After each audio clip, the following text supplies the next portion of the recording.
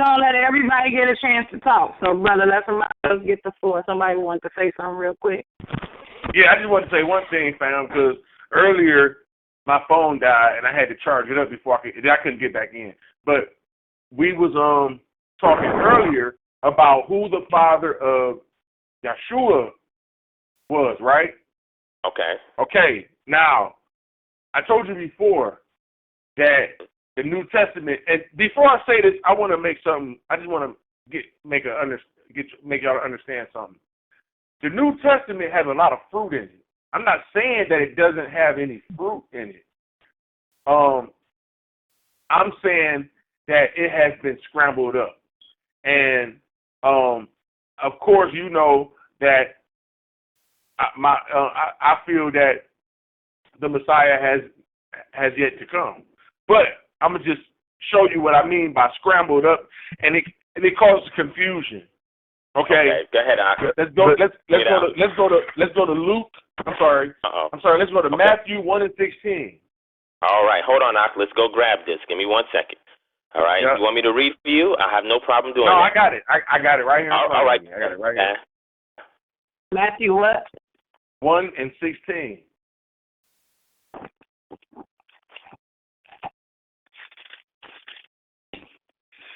Mm-hmm.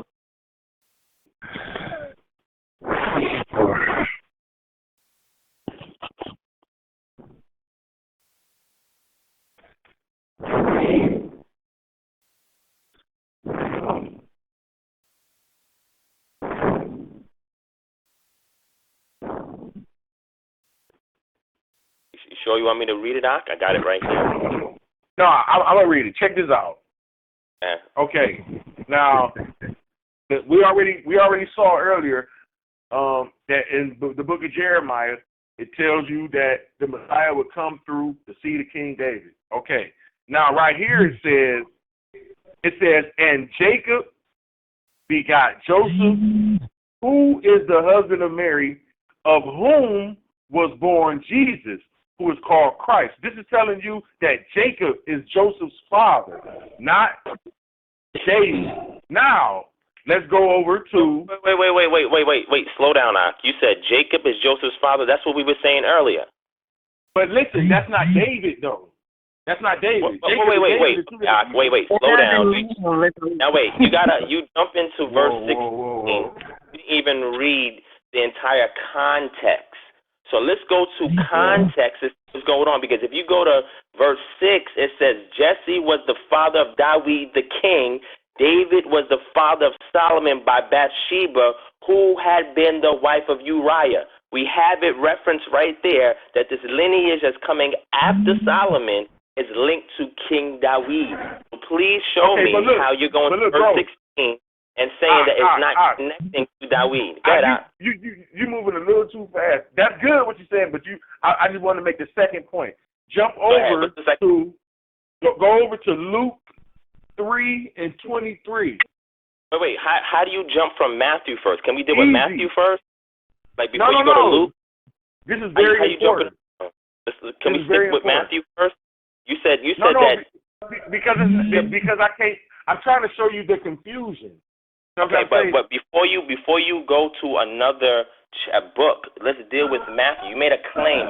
See, look, when you make an allegation, you have to verify your allegation, which means once you put it out there and you make a statement, you have to allow it to be cross-examined. Wait a minute, bro. Family, listen, please. Wait. Hold on. I'm going to give you the floor. Okay, let's one at a time. So your question, your first thing you brought up was Matthew 1 and 16. So Brother Ron, let him address that, and then once he's done addressing that, we're going to go to the other verse you brought up in Luke. Okay, while he reading that, while he's doing that, everybody go to Luke 3 and 23. While he doing what he's doing. Okay, but right now we're going to address what you brought up in Matthew, and then we're going to go to Luke 3 and 23. Okay. All right, so now all I was saying is you said that Jacob was Joseph's father. He agreed, but your statement was coming into that particular claim was that you have to be from the lineage of David, and then you said that this person, Yahusha, is not from that lineage. And I just brought you up to context in verse 6, which states that this lineage is coming directly from King David. So I'm saying if you're making an accusation regarding the book of Matthew chapter 1, it is a false allegation because the text is explicit and lets us know that this lineage is connected directly to David. That's all I want to say. So we want to go to Luke. We can go to Luke. Matthew chapter 1 verse 6 shows you David right there. There you go. So you can't use Matthew then. So let's go to Luke. Chapter 1 verse 6. Okay, go to Luke 3 and 23. Luke 3 and 23. All right, here we go. Let's go. Okay, y'all got it? Yeah, everybody. Yes, we got it. Go ahead, Doc. Okay, it say, and Jesus himself began to be about 30 years of age, being, as was supposed, the son of Joseph, which was the son of Heli. Now Luke is saying that that Joseph's father was Heli, and I got my John Durand's Bible dictionary right here. Heli, right here. It says the father of Joseph, the husband of Mary, right here. So let's slow down for 1 second now. Everybody just note that context is key. We have to understand context. We cannot cherry pick or proofread when it comes to the text because it can be very misleading if we take one line and contrast to another line and juxtapose the two without getting context, all right? So now, let's slow down for a second.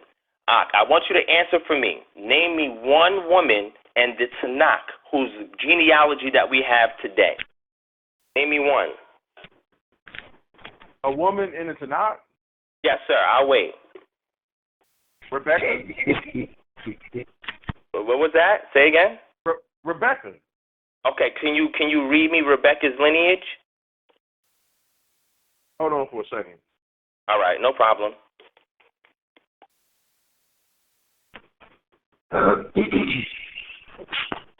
See, I'm gonna explain something. See, me personally, I'm not a know-it-all. I don't claim to know everything. And on top of that, I'm just a person that wants to get right down to the truth. So with that being said, see, I don't need to be right. I don't need to be right. That doesn't do anything for me, being right. Whether I'm right or wrong doesn't really matter as long as I get to the truth. And if I'm wrong, I'm wrong. If I'm right, I'm right. But the point I'm trying to make is that regardless of what we discuss right now, regardless of what we build on, there is no way in the world that you cannot tell me that what I just showed you between them two scriptures is not confusing.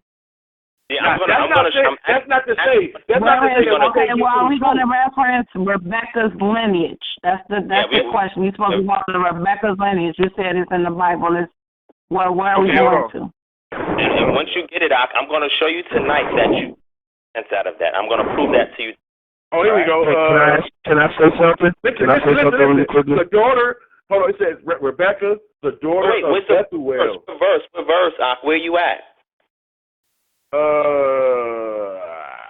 I'm in the go to you could go to Genesis 24 that talks about her. Genesis 24 and 67 and 67. All right, let's scroll down. All right.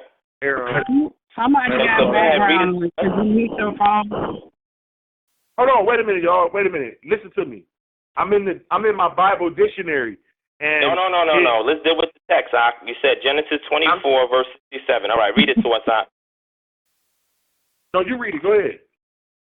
Okay, it says, Then Isaac brought her into his mother Sarah's tent, and he took Rebekah, and she became his wife, and he loved her. Thus Isaac was comforted after his mother's death. Can you show me a genealogy there? Because I don't see it there. Hold on, wait a minute. Sure. 24, 67. Okay. You're right. And Isaac brought her into his mother Sarah's tent and took Rebekah, and she became his wife, and he loved her, and Isaac was comforted after his mother's death. Okay, now, Hold on. That was Genesis 24 and 67. Now let's go to 27 and 5. Go to Genesis 27 and 5. All right, so you want to go to Genesis chapter 27, verse 5? Right. All right, so and then we're going to read, while Isaac read all the way to 17. Esau. So when Esau went to the field to hunt for game to bring home, that's verse 5. So we're still waiting for the genealogy out. Oh, no, wait a minute, look. And Rebekah heard when Isaac spake to Esau, his son, and Esau went to the field to hunt for venison and to bring it. And Rebekah spake unto Jacob her son, saying, Behold, I heard thy father speak unto Esau thy brother, saying, Bring me venison and make me savory meat that I may eat, and bless thee before the Lord before my death. Now therefore, my son, obey my voice according to that which I command thee. Now go to the flock. Okay, hold on, I got to go down. It goes all the way to 17. And she gave the savory meat. 17, 27, 42, and 42, I'll help you out. There's no genealogy right there. Oh, no, wait a minute. 42 and 46. Hello? Can y'all hear me? These words of Esau. Yeah, we can hear you. Rebecca said, I am weary of my life because my daughters have had. I just wanted to ask a quick question if I could, man. It's really quick. Do anybody got a Bible dictionary? Mm-hmm. Yeah, I have 4 of them, but I'm trying to figure out how that relates to the question that we're talking about. Okay, can you let me explain to you. I'm reading from the Zondervan's Bible Dictionary, and in this definition of Rebekah, definition of Rebekah, it gives references to her genealogy, and we just went through them and we didn't see it. So I guess wait, hold on. And so what I'm saying is, if you're looking at a Bible dictionary, which is fine, and I just want to say for the record, I'm not attacking you. I'm not trying to argue or anything. We're both trying to reason so we can get to the truth, like you said. So I agree. I'm just trying to provide clarity from my worldview, so that way you can understand a little better. And I'm going to give you the tools that I use in order to get to my premise, right? So we're looking at a Bible dictionary, and we know that you're not going. Before you do that, let me just do what I was going to originally do, like step by step. Let me just read what it says about her, and then whether it's right or wrong, we can tackle that later. Let me just read what it says, the definition of Rebekah. Now, you read it from the Bible dictionary, correct? I just want to understand. That's right. So let me go get my Bible dictionary, too, then. We read my Bible dictionary. Yeah, I just want to ask one thing really quick. To the Aku. Okay, thank you. To the Ak that is presenting the genealogy question. All right. You said that it's not about being right and wrong, right? Right. Okay. So what I want to get to before you guys continue to break this down, I wanted to ask you one thing. If the brother Gabriel or any other brother or sister on this call is able to show you that there is indeed no confusion in the text, right? There's no confusion in it, and can actually show you where you might have gone astray in the understanding, would you then agree into looking into the New Testament and reading further into the Tanakh to get more understanding, as opposed to just dropping the Messiah and the New Testament altogether? Because if you're so convinced that he does not exist and that's all BS, then no matter what amount of evidence the brother brings forth, it's going to be in vain. You understand what I'm saying? Yeah, but that's not the case. That's not the case. Okay, well, that's all I wanted to hear from you, in sincerity, that, hey, if the brother shows you what it is, then, you know what I mean, you have to then move on that, because it serves on the line. This ain't nothing really light to be playing around with. It's serious. So that's all I wanted to say, man, because I want you and anybody on the line, to be increased by the call. So I just wanted to ask that real quick. You guys continue. Okay. But we got how many brains we got on here? We got a lot of brains on this call right now, so we can get through this stuff. You know what I'm saying? So, but let me just read what this says right here. It says Rebekah, right? Okay, go ahead, Al. It says the daughter of Bethuel, the sister of Laban, the wife of Isaac, mother of Esau and Jacob. In Haran, Abraham's servant Eliezer met Rebekah and successfully persuaded her to become Isaac's wife. Then it says, Genesis 24, Rebekah was loved by Isaac, but she bore him no children for 20 years. It was only after special intercession by Isaac that God gave twins, Esau and Jacob. Jacob became her favorite, and this led her to trick the aged and blind Isaac. Disguised as his brother Esau, Jacob obtained the blessing.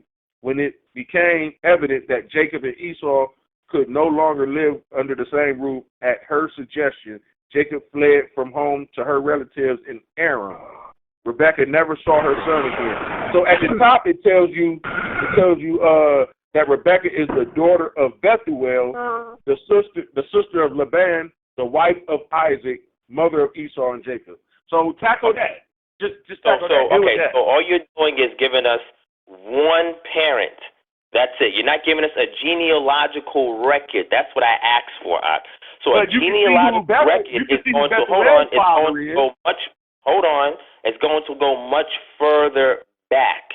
You don't have a genealogical record for a woman in the Tanakh. If it exists, please, all I'm saying is show it to me, because it's going to validate the point that I'm going to make. I'm going to show you there's no confusion when you understand context and when you understand historically what's going on. So I want to follow up by saying this. I understand your concern, because I had the same thing when I was reading the New Testament, right, trying to make sense of what's going on. So, again, I'm nobody special. Who I am is irrelevant, right?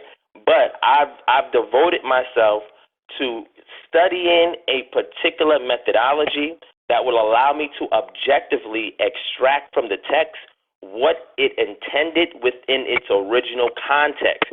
I'm not taking presuppositions from what somebody taught me. Somebody said to me, you see, the New Testament has a whole bunch of contradictions in it. They're making these statements, but they have not done any textual criticism.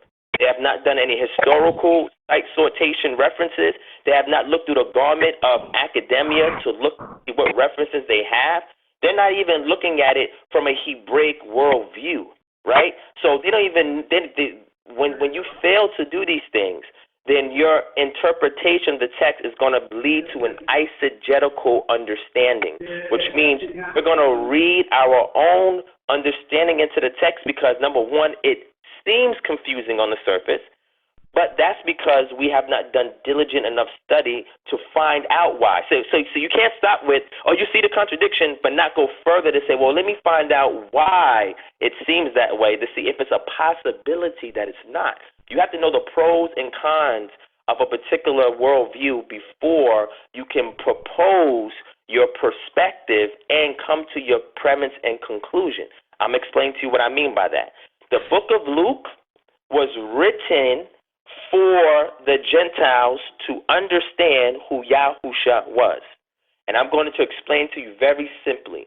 One thing that is overlooked is that if you read the book of Matthew, you got to see that in chapter 1, it starts and opens up with genealogy, right? And the genealogy goes from Abraham, and it goes all the way down to Yahusha. When you go to the book of Luke, it does not start in the first chapter. It starts in the third chapter. Does anybody ever want to question and say, well, why do I find this in the third chapter? When I look in the book of Matthew, it's in the first chapter. Nobody asks these questions. So that's the first error that people make because they're not doing textual criticism and they're not looking at historically what's going on. The second thing is this.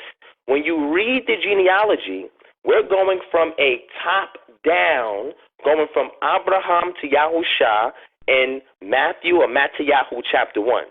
In the book of Luke chapter 3, you're going from a bottom up, and the ceiling does not stop at Abraham. It goes all the way back to Adam. Why is that? That's the second question we have to ask.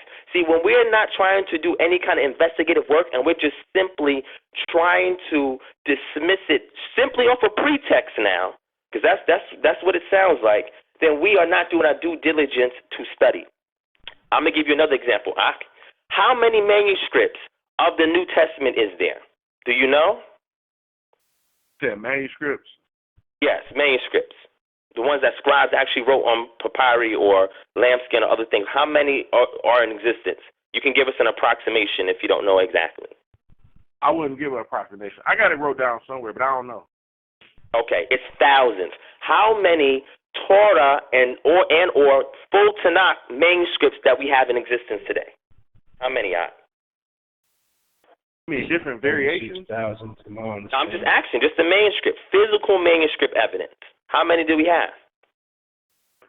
Thousands. Okay, so we have thousands of Tanakh manuscripts, and we have thousands of New Testament manuscripts. How do we reconcile deduce what the original must have said? That means, how do we determine which manuscript do we follow?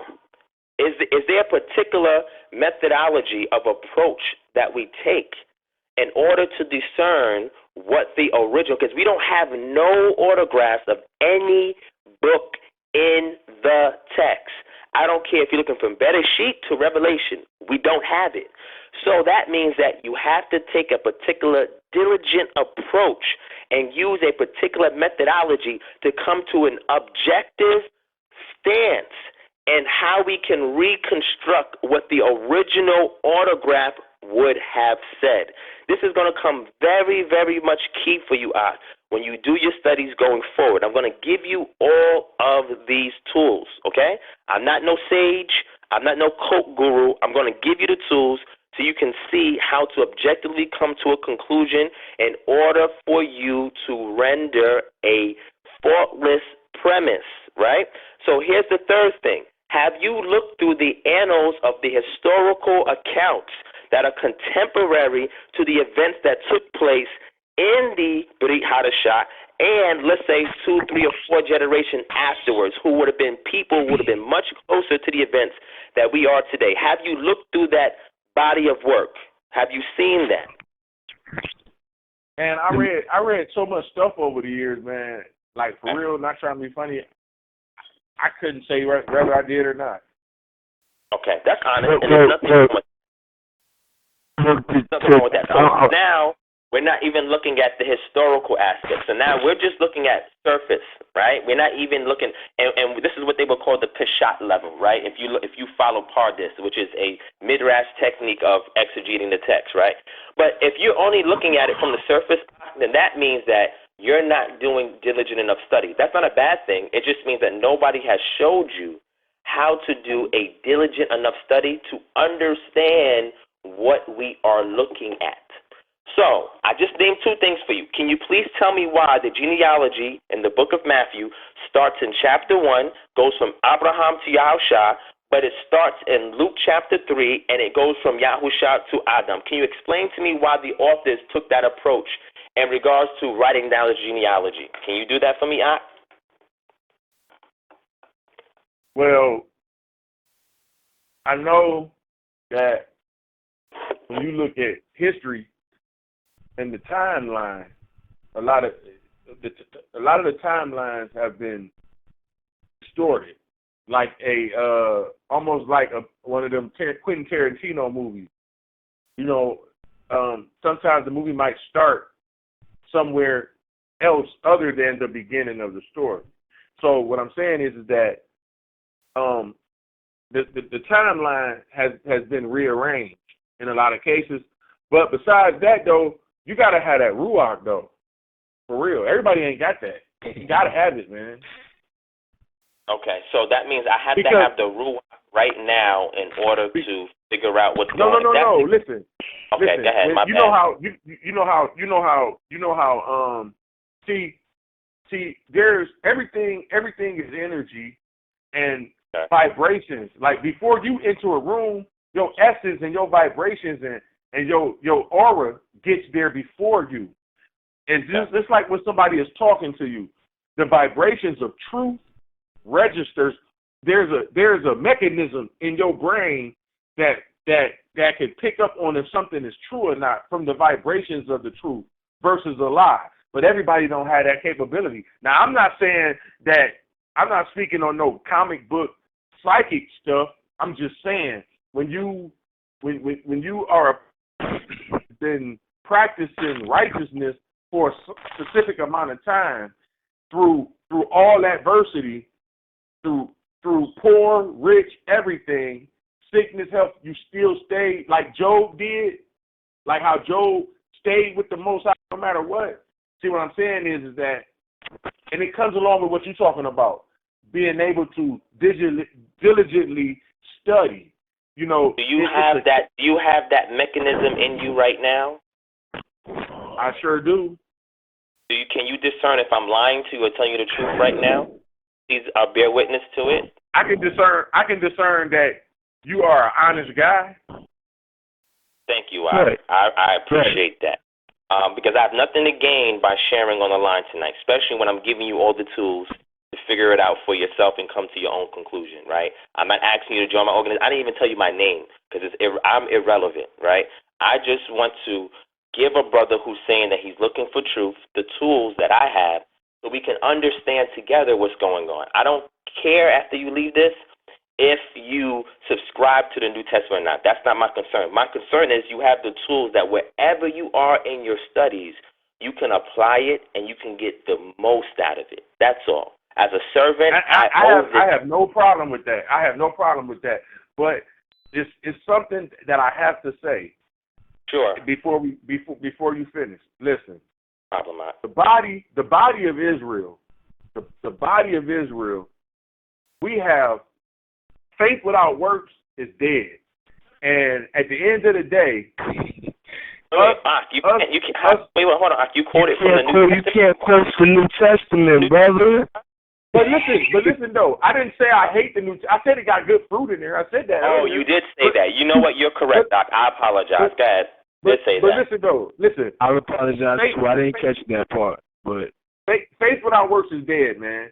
As a family, as a race, and as a people, we need to put more emphasis. We don't have no farms. We don't own no automobile manufacturing factories. We don't manufacture any product. We don't melt down metal and create our own guns and artillery. We don't have hospitals. We don't have our own school system. We don't have anything. We depend on the white man for everything. So what I'm trying to say is that as long as we following the law, statutes, and commandments, and as long as you is striving for the promised land, that's all I really care about, for real. And if I feel that the Messiah has not come yet, I don't see why that would get in the or sisterhood or anything like that, because we got work to do. We got work to do. I detect your sincerity, and I'm going to tell you this, and maybe other people may disagree in the line. You're absolutely correct. And I say that because there's something that permeates through the text that actually speaks to what you're saying, but I think that the benefit from examining the Hadashah in its proper context is that it gives you something additional that you have if you don't subscribe to it. That's not to say that we're not going to all make a deposit. We're all on the phone on a journey together. Nobody is further ahead than anybody else. I can't tell you I'm going to make it there and you're not. You can't tell me that you're going to make it there and I'm not. Nobody can make that call but the Creator, right? But what we can say is, brother, if I see you stumbling, right, I'm going to grab your hand and I'm going to help you up, right? If you see me stumbling, brother, grab my hand and help me up, right? Now, maybe during the course of us going on this journey, we have to take detours. That's fine. That happens, right? Because nobody agrees on everything 100%. But the key thing is that at some point, if we can make it up to the same destination, which is the light at the end of that tunnel, then I will know that whatever I did at that moment that I helped you up, helped you get to that point and vice versa. So I feel you 1,000%. There's no problem with that, right? All I'm trying to do now on the line is be able to give you a different pair of eyes to see the text that was not shown to you before, because wherever you learned it on your own, or whatever you typed up online, whatever Moray taught you, somebody did not give you the proper tools to discern the text, right? So I'm only saying that because this is what I do, right? I diligently look through manuscripts, right? I don't just look at what we have in English. I look at manuscripts, and I contrast and compare manuscripts, right? There's a whole science behind textual criticism, and the reason why is because we don't have one Tanakh and we don't have one Brit Hadashah. We don't have that. So being that we don't have that, we have to look for other corroborating pieces of evidence to substantiate any claim that we come to when we make it from the text. Now, again, this is not to take any spirituality from the text because it is breathed by the Most High. It is inspired by the Most High. So we have the content the way He intended, but the thing is that because man got involved and history of man got involved, it forces us to do more diligent study, and we have no excuses in the 21st century because we have access to so many tools that we can get better understandings than our forefathers did 100,000 years ago, right? So I'm just trying to show you the methodology that one can take to ascertain what the text is trying to convey to its audience in its immediate context before we can extract and apply what it means to us today. That's proper hermeneutics, or if you're from the Pharisaic lineage, that's proper midrash, okay? So I'm going to give you some pointers in regards to the Brit Hadashah. Matthew chapter 1, right, verse 1. When it opens up with a genealogy, it starts at Abraham for a reason. Now, the reason why it starts with Abraham is because the author is writing to a particular audience. The author is writing to a particular audience. So he opens up the genealogy in the first book, first chapter, first line, because he is writing to a particular audience. That's the first thing that we have to understand when it comes to properly exegeting the text. It lets you know that the record of the genealogy of Yahushua HaMashiach, the Ben Dawid, the son of David, the son of Abraham. Now we know David is not the direct son of Abraham. We know Yahushua is not the direct son of Dawid. But it's there to imply to you that there's a direct connection between these three individuals. So if the text opens up, and this is the preface before it even gets to the body of the genealogy, it is letting you know that this is a record of genealogy that connects Yahusha to Dawid and Dawid to Abraham. The text cannot be any more explicit. We have to take that into account. That's very important.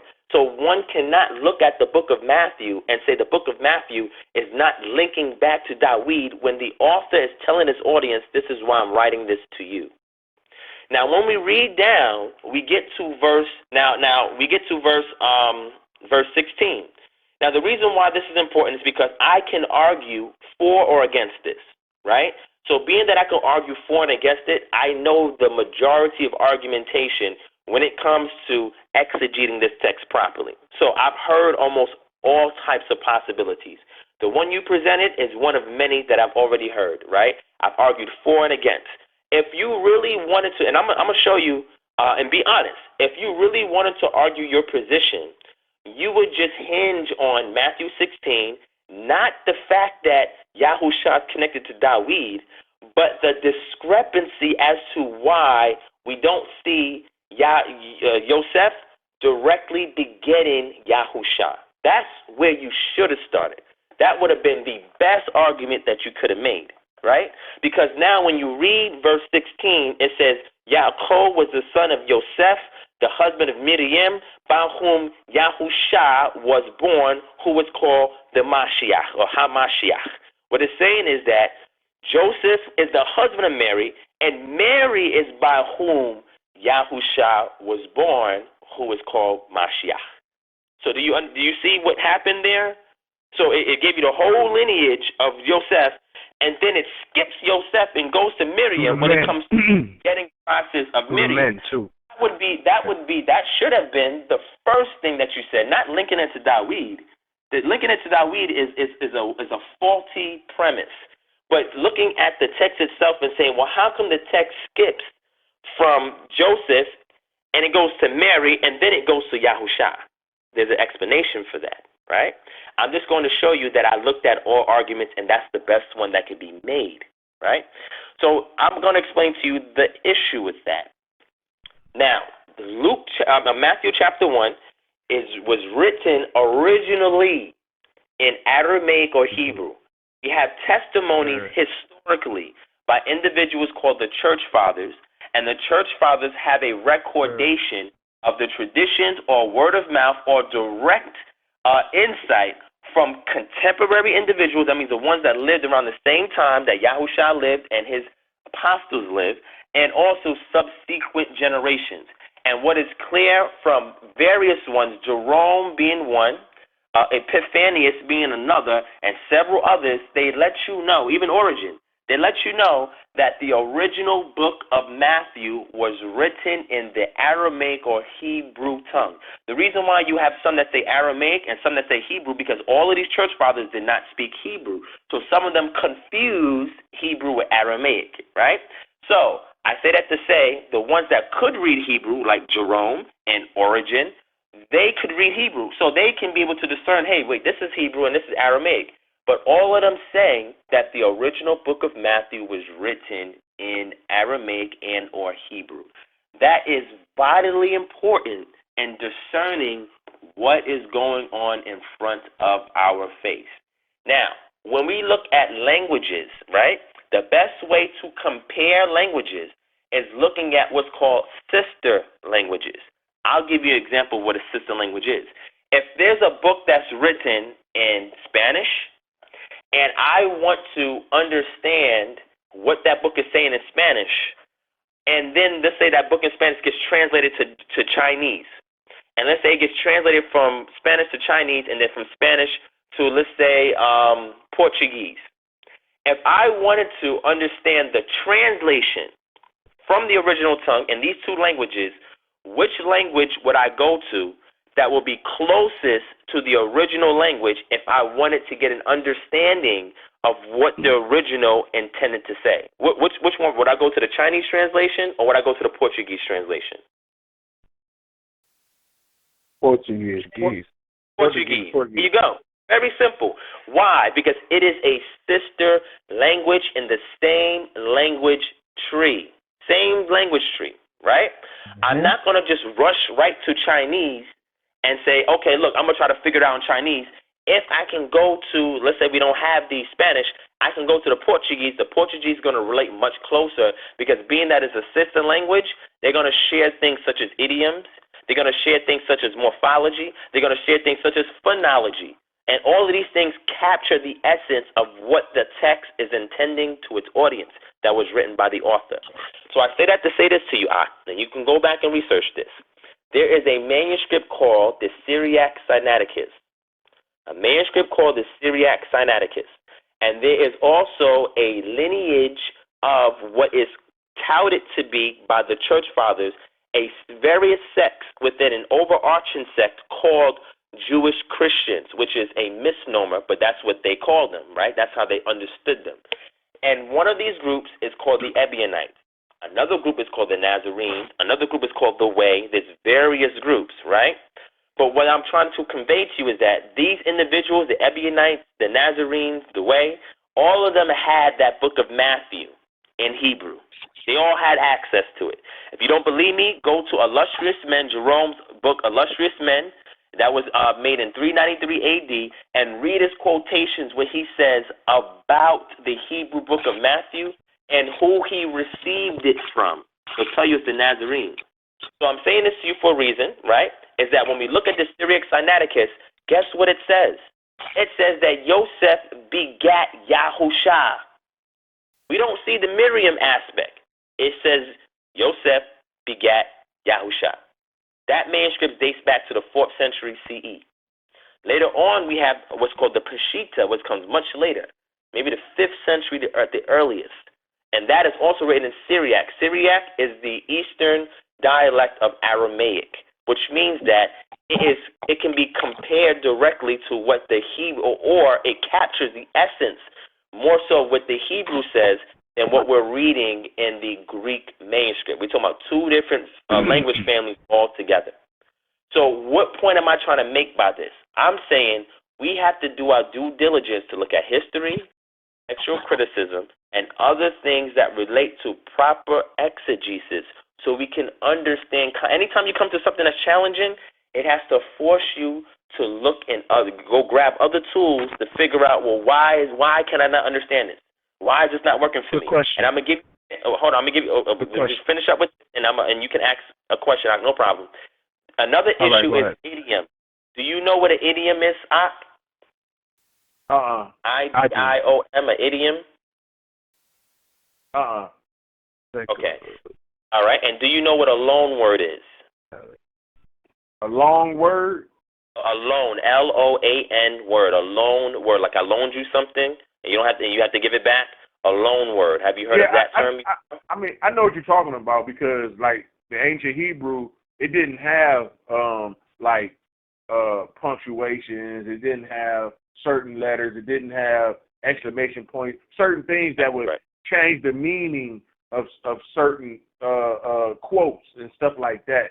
So if a word from Hebrew could not be translated over to English, and not only not be translated over to English, but you couldn't even get the equivalent, the English equivalent of that Hebrew word, then that whole word got to get thrown out. It got to be replaced with something. Or it could simply be explained as to why. I'll give you an example. Hebrew, you have what's called the aleph tav, or it. It is what's called a direct object marker. There's no way to translate that into English because English does not have that grammatical value. It's not necessary for English. It is designed to showcase that a subject has a direct impact on the object, right? So you can't translate it. And what happens is you get people that do a lot of pseudo-exegesis, right? Which means that they'll see et in there and say, oh, you see, look, aleph tav.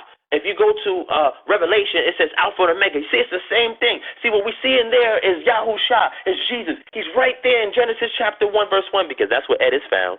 And they come and they come across and they make these things and they say, well, why is et not translated then if it wasn't something being hidden? No, because grammatically there's no equivalent to it. That's why it's not translated. Not nothing deep in that. But that's things that people do out of ignorance or naivety and not understanding what is really going on.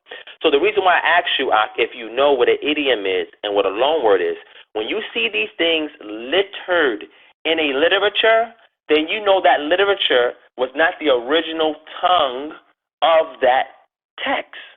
When we read the Brit Hadashah, it is littered with what's a loan word? A loan word is something that you kind of explain. So let's say, for example, the word chihuahua. Translate chihuahua in English for me. It's a little dog. A little. Oh, no. Give me a direct word equivalent for chihuahua in English. I don't know it, but I can explain it. It doesn't exist.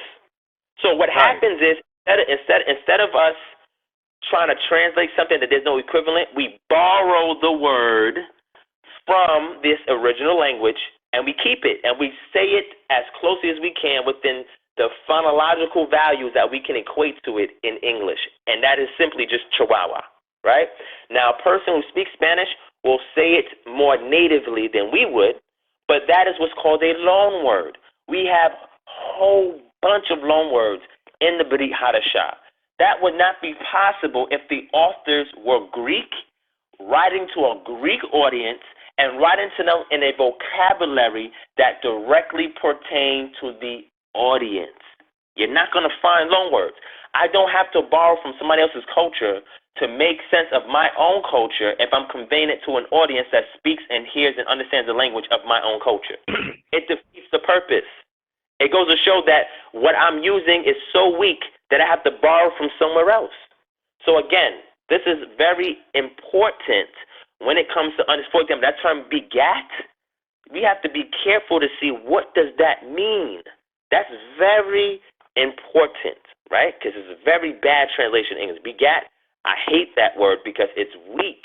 It's a very, very weak verb, right? Because it loses a lot of essence. Okay, hey, and it's an older word.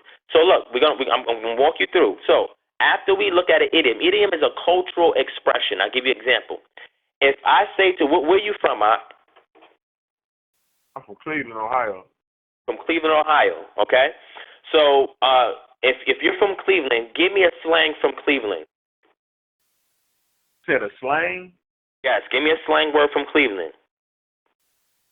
I'm gonna make this real. I gotta make it practical. Give me a slang word from Cleveland. You from Cleveland? Give me a slang. All right. Like if you got on shoes that are not name brand, then we used to call them buddies. Buddy, Buddy, right? Buddies, buddies, Buddies, buddies. Oh, like buddies, right? Like friends, buddies, right? Yeah, if you got on some cheap shoes, they be like, oh, he got on buddies. All right. So now let's say I took that slang word and I translated it literally to Chinese, Mandarin Chinese, and I give it to a Chinese person and say, can you read this and explain that to me? What do you think is going to happen? He gonna start talking about people that pile around. There you go. He's gonna think about pals and friends. He got a buddy on. Did he put his friend on his back? I don't understand what's going on here. You understand what I'm saying now? So you have a problem when you're not able to discern idioms, which means you are forced to study the culture to understand that particular idiom. That is littered all throughout the Brit Hadashah.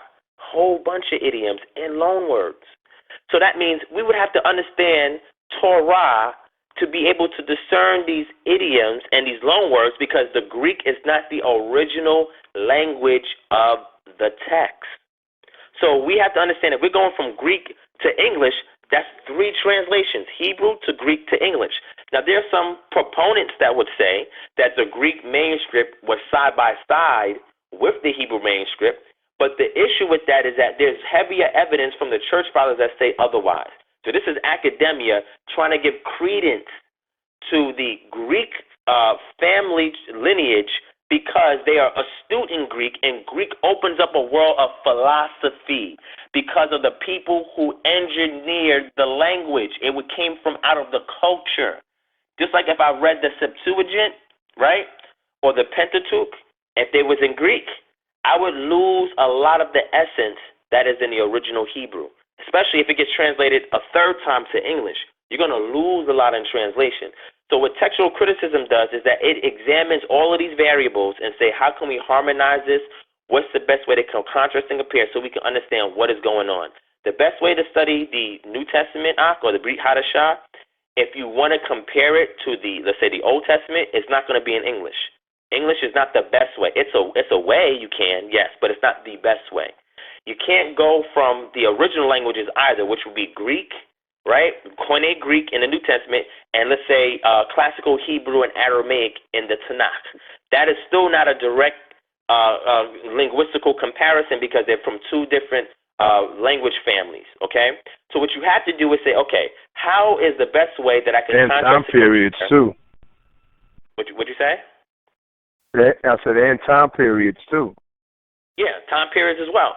And again, even the connotation of words changes as we go through time, right? So that's why it's important to understand the denotation or the etymon of words pre-syntax, before they're added to other things, to see how the original thought originated, how it was originally applied, and how various cultures added these frequencies that you mentioned earlier, because a connotation is a frequency that you impose onto a word to give it a meaning or rendering that is relevant to you in your day and time, right? So when we look at comparing the Old Testament and New Testament, the best way to go about it is this way. We have to say, hey, were any of these texts written in similar languages that I can do a direct comparison on? Right? That is the least amount of translations in the process, so the essence of the text is not getting lost. So we first would have I'm sorry, up there in what's that? Over there in Israel, the Khazars Khazars, they got a lot of our ancient artifacts, man, and stuff, man, under lock and key. A lot of the stuff that we debating and trying to figure out and building about, they got all the stuff that's just point blank period right there. You know what I'm saying? They got that in a vault somewhere. I feel you. But you know what? That does not negate us from discovering or trying to. It don't. Yeah, because the Most High is on our side then, right? Not on their side. They're deceiving, they're being sneaking, they're hiding. The Most High is not on their side. So that means if they do have these things, it's fine. You know what we need to have? Diplomats that have tact that can get us access to that information. And I'm going to give you an example of what I mean by that. That's what I do. I interface with academia so I can bring the information that is kept from our communities back to our community so we can analyze it for ourselves and determine what it means and what it implies after we understand what it means.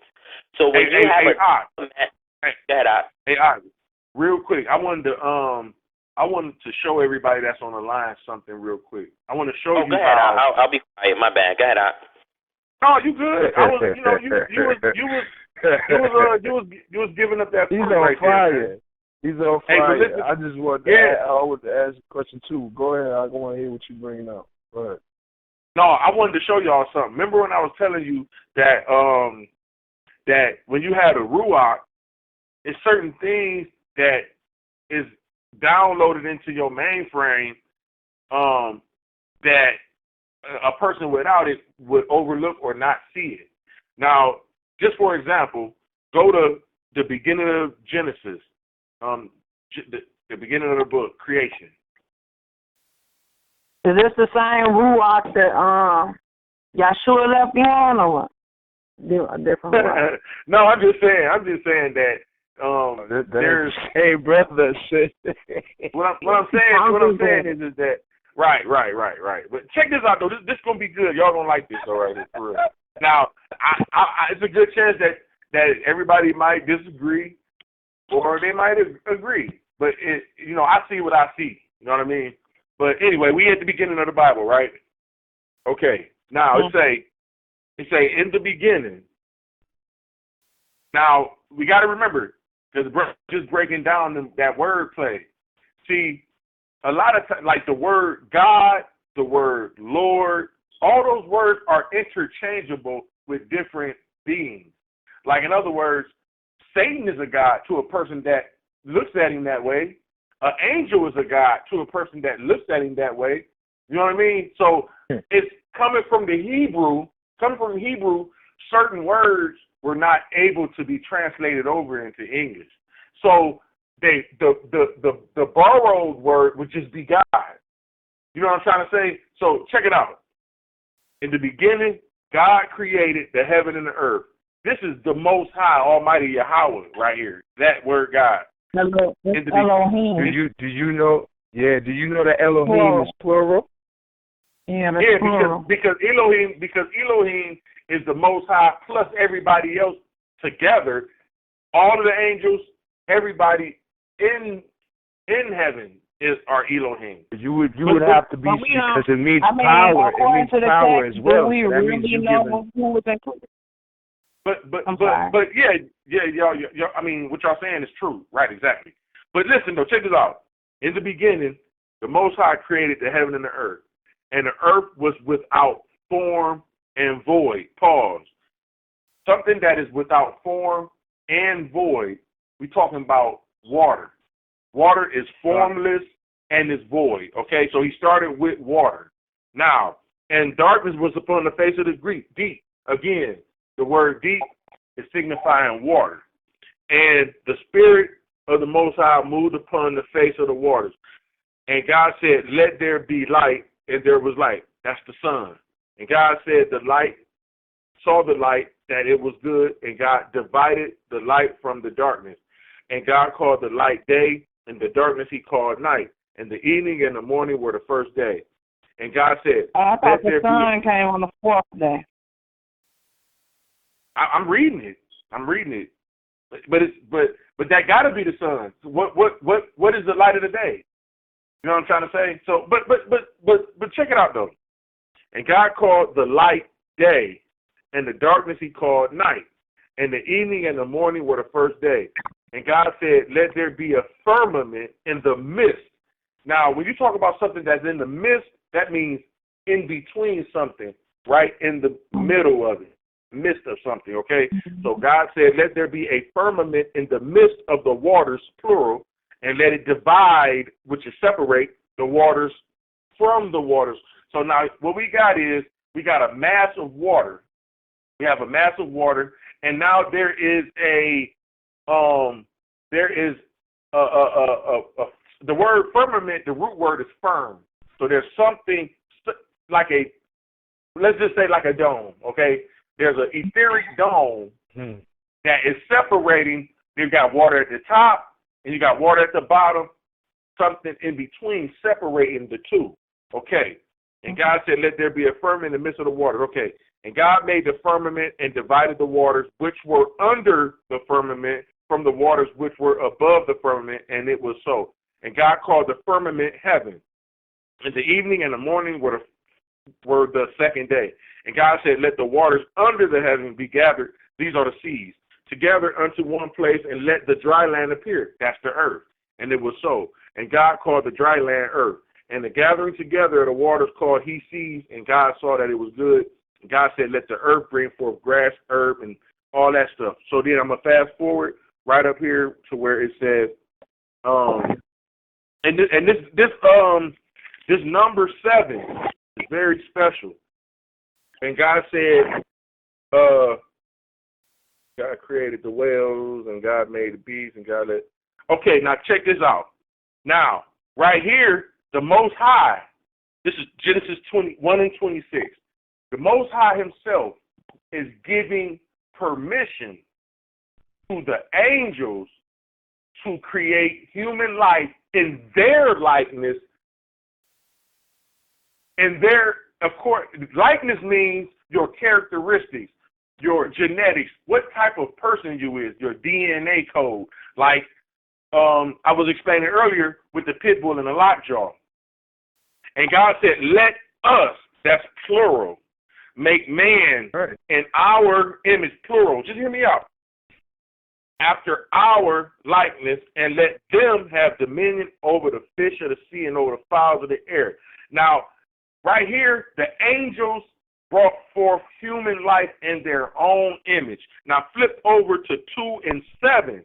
This is the Most High Himself, hands-on, giving birth to the first Hebrew man, which was Adam. "And the Lord God formed man of the dust of the ground and breathed into his nostrils the breath of life, and the man became a living soul." That's Adam right there. That's the first Hebrew man.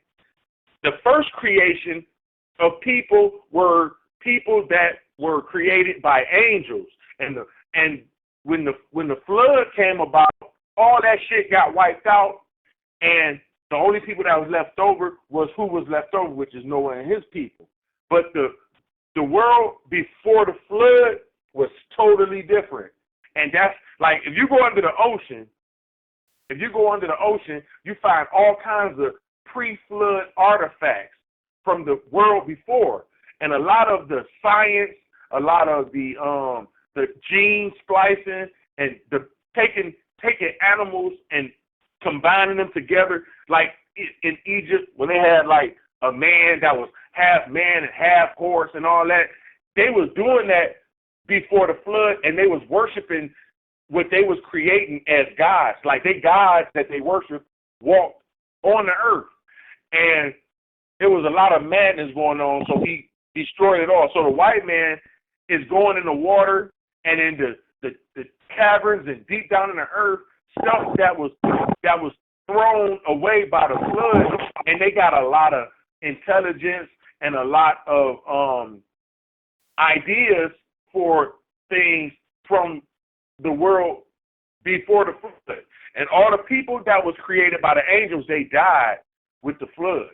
Now, that right there, I really do believe that.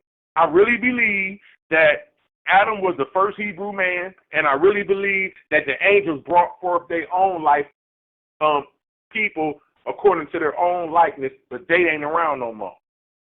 So I'm not saying this to get off what we were talking about earlier. I'm just saying, man, it's a certain perception that is given to you that makes you be able to see things that other people can't see.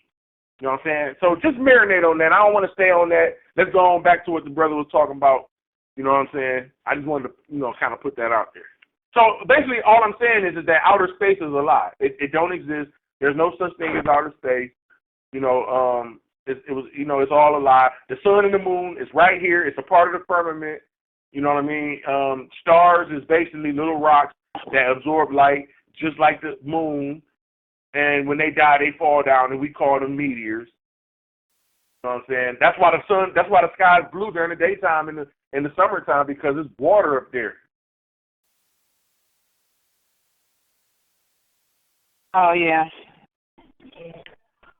So let me just ask this real quick before I continues on with his explanation. That Syriac Sinaiticus, that's easy to come across. I can just type that in the search and how see you those spell it? documents. Yeah, if you type it in, you should be able to get some research on it. If you're unable to get a PDF of the English translation, just let me know, and I can email it to you, and you can read it. I was going to say, hopefully before we disconnect and so on, I wouldn't mind getting your information so we could build that a later date. Navia, she has my information. So if you don't get it by the time you go off the line, you can always consult the sister, and she can. I've done a little digging into the Vulgate, the Codex Sinaiticus, all that good stuff. So I hadn't gotten into the Syriac, so I want to look at that. Yeah, that's fine. That's cool. I was just using that as a premise, just to kind of give a scope of what needs to be considered, like from a basic level, without having to go that far. There's simple things, like, for example, go to 1 Samuel chapter 9 verse 1. Anybody can get that. 1 Samuel 9 and 1. Yes, 1 Samuel 9 and 1. Keep this bitch up without her. You know that for a fact. That's when, no matter, he can fucking kill us all he wants. But if we stop. Somebody listening to SETI? What's going on? You said 9 and 1. Somebody got SETI in the background. We got SETI in the background. Oh, shoot. That's funny, man. Nah, go ahead, Al. That ain't me. Hey, don't try to charge me with that. Yep. Right, that definitely wasn't me over here. I don't do no house of consciousness or none of that. Okay, you said 1 Samuel 9? Yeah, 1 Samuel chapter 9, verse 1. I got it. I got it already from, I don't know. It says, now there was a man, and I'm reading out of the King James. Now there was a man of Benjamin whose name was Kish, the son of Abiel, the son of Zeror, the son of Becharath, the son of Aphiah, a Benjamite, a mighty man of power. All right, now I want you to go to 1 Chronicles chapter 8, verse 33. 1 Chronicles? Yep, chapter 8, verse 33. 33. I would like my brother, who's Tanakh Only, to give me his opinion of this. Read out. 481, right? I mean, I'm sorry. You said First Chronicles 8. 1 Chronicles chapter 8, verse 33. Verse 33, and it says, sure. And Ner begat Kish, and there goes that word you hate, and Kish begat Saul, and Saul begat Jonathan, and Malchishua, and Abinadab, and Eshbaal. All right, and if we go to 1 Samuel chapter 9 and 3, it says, now the donkeys of Kish, Saul's father, were lost. So now we're looking at a genealogy of Saul. And the problem that we're facing here is there's two different fathers for Kish. Why is that? I've never noticed that. I'm all ears, man. I'm all ears. No, I mean, I know why it is, but the reason why I'm bringing it up to you is because this, and this is not the only time that we see something like this. I'm just using one as an example for you to go back and research to try and figure out, well, why does the text seem to contradict itself? This is the Tanakh. We're not talking about the Brit Hadashah. This is just the Tanakh. So does that mean we got to say, you know what, damn, I can't read the Tanakh now. Look, the Tanakh is contradicting itself, and throw it away? Textual variation. No. There you go. I wouldn't say that. So what we have to do is, whenever we see something that's challenging like that, we have to utilize various tools to understand what this discrepancy is, why this discrepancy is there, okay? And I'm going to show you one more, right? A very, very good one. I'm going to show you one more. And the reason why I'm showing you this is because if we looked at it for the surface, somebody can come and say, well, the text is contradicting itself. So you see right there, I'm not reading the Tanakh no more. Somebody can say that. Right. I'm going to throw away the whole Bible. Right. There you go. It happens all the time. Exactly. So what we have to do is we have to study to show ourselves approved, right? And I say that as a very funny pun because everybody online doesn't subscribe to the Brit Hadashah. But my point is, they love to throw that one out there.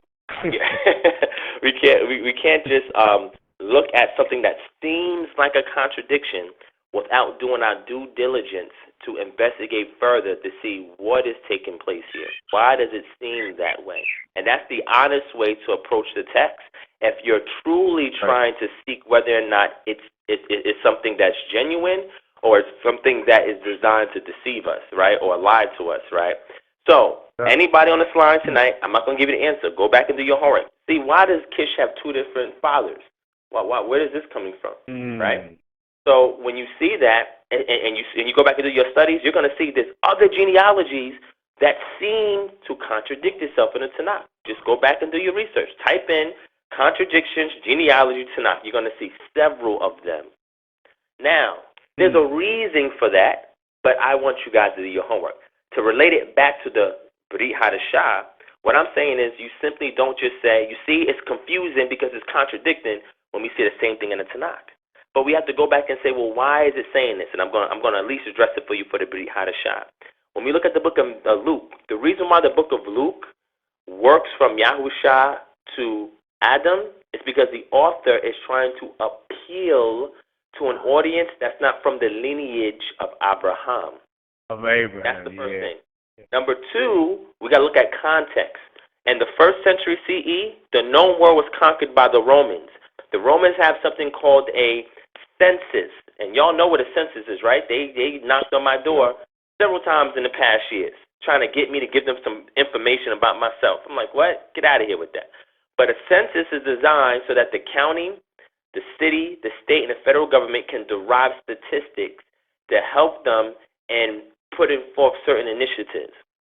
So, in ancient times, especially during the time we're talking about 1st century CE through Roman occupancies, keep that in mind, we have a situation where a census has to take place.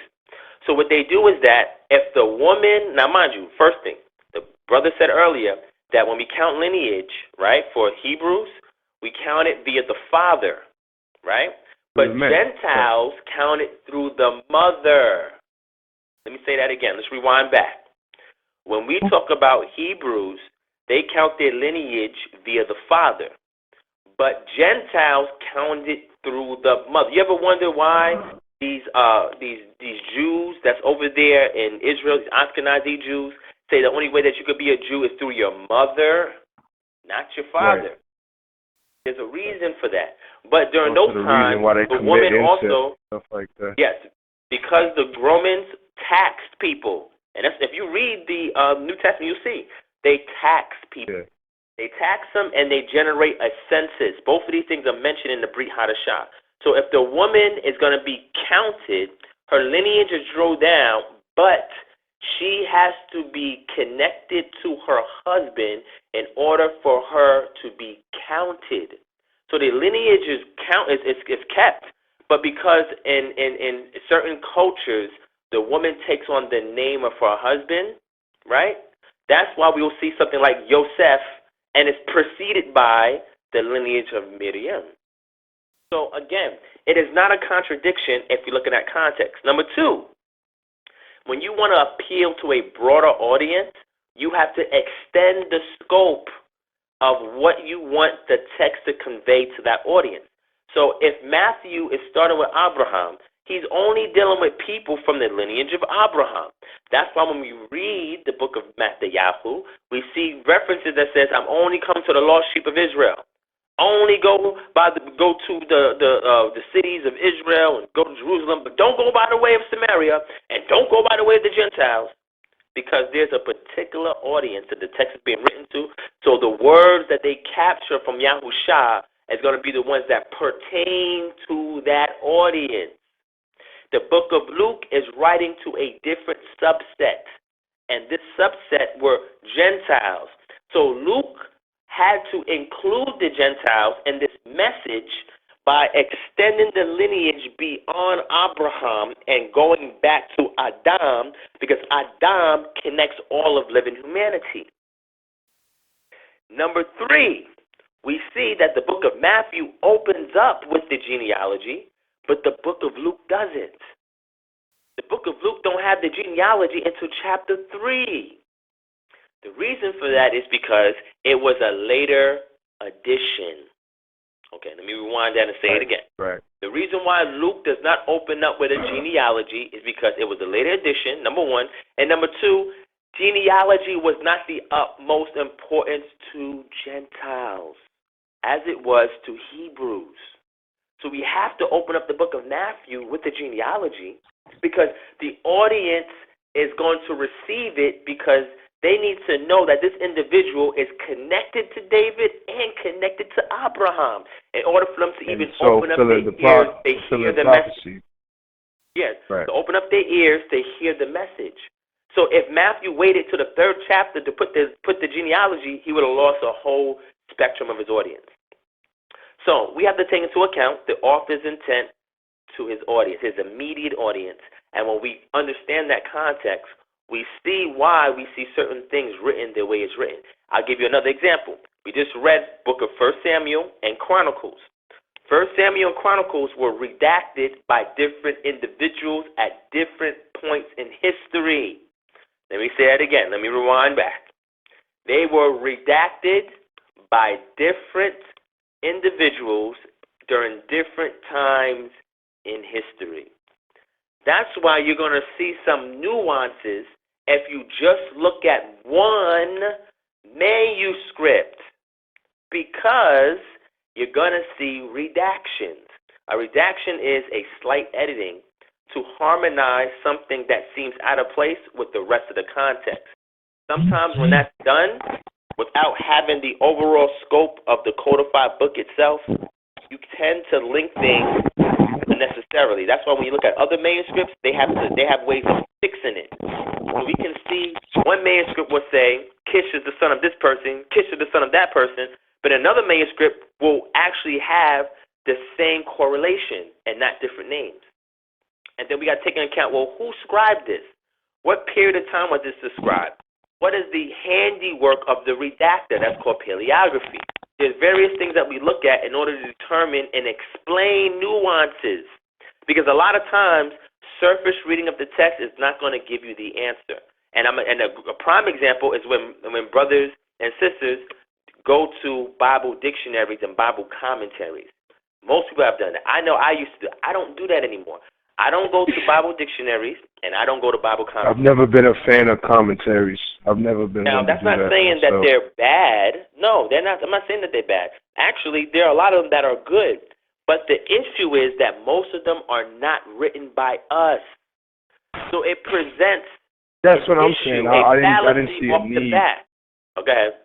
Mm-hmm. And I'm going to show you this. I'm going to say this.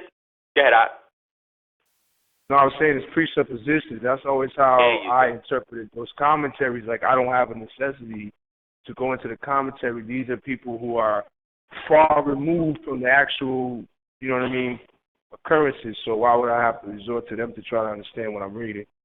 It didn't make sense to me. I don't know. And I'm gonna show you a fallacy with that some people, they may feel a certain kind of way over the phone when I say this, but it's the truth, and you can go back and research it, right? You know, when you have the Zondervan Bible Dictionary, the outdated edition, not the updated edition, we have a lot of brothers that have the Zondervan Dictionary, and they read the Genesis chapter 10 reference, where it's talking about Shem, Japheth, and Ham, and their offspring, right? And we see that when it comes to Ham, it lists out all the people, but it says not the Negro. And we go, ha, you see, right there, right. They say We're not the African. Negro, they say the Negro is not, they say, look, the Negro is not from Ham. You see, right there, it says the Negro. So you know what they do next? They say, so he must be from Shem. If that was the case, then how come the Zondervan Bible Dictionary authors did not say that? They didn't include that. There's a reason why the Negro is separated from both three sons of Noah. You know why? Can somebody tell me why that it looks like that? This is why you got to read the preface. This is why you got to know the historical context. All of this is important when we read any text, right? Yeah, but to be honest with you, man, that's really like a wasted conversation for real when you have good sound common sense, because that's you to you. Like how many people share that same common sense that you have? I mean, so we have to take it. I mean, I know that common sense is not very common, but I'm just saying that when you look at the continent of Africa, and you look at all the countries that's in Africa, and you look at all the different shades and all that of people, you know, it was a lot of you can't say who was poking who. You'll be a person that say a person that can literally sit up there and say that they know who was poking who is a crazy person. I mean, for real, because there's no way in the world that anybody knows who was doing who and all that kind of stuff. Yeah, you don't know from 100%, but there's ways that you can gauge it and assess it to get as close as you can to understand. You know why? Because genealogy is important to our ancestors. They made a purpose. Through the slave trade. Yeah, I agree. They made a very a very willful purpose and intent to leave genealogies behind, because they took that very seriously, right? So at some degree, even though we may not have the same recordation that they have, we should also find a way to do diligent study to also track our genealogy to ensure that what it is that we're proposing to the world can be validated. If I'm telling you that I'm a biblical descendant of the ancient Israelites, I have to find some way to validate that. Now, some people may use the scriptures, like Deuteronomy chapter 28 and Genesis chapter 49, but that is circular reasoning, because you're validating yourself from the same text that people who don't believe in it is questioning in the first place. That's called circular reasoning. So what you have to do is find a... Go ahead, Ak. No, I just want to say one thing. When it says judge a tree by the fruit that it bears, see, that runs very deep right there, because you know, just like it tells you that Israel is a speckled bird. You know what I mean? You know, Israel, you know, the black people come in all different types of shades. So, you know, a person, when you talking to a person, you know, you could be like saying, when you I mean, I'm not talking to a person, but bro, can I ask you a question real quick?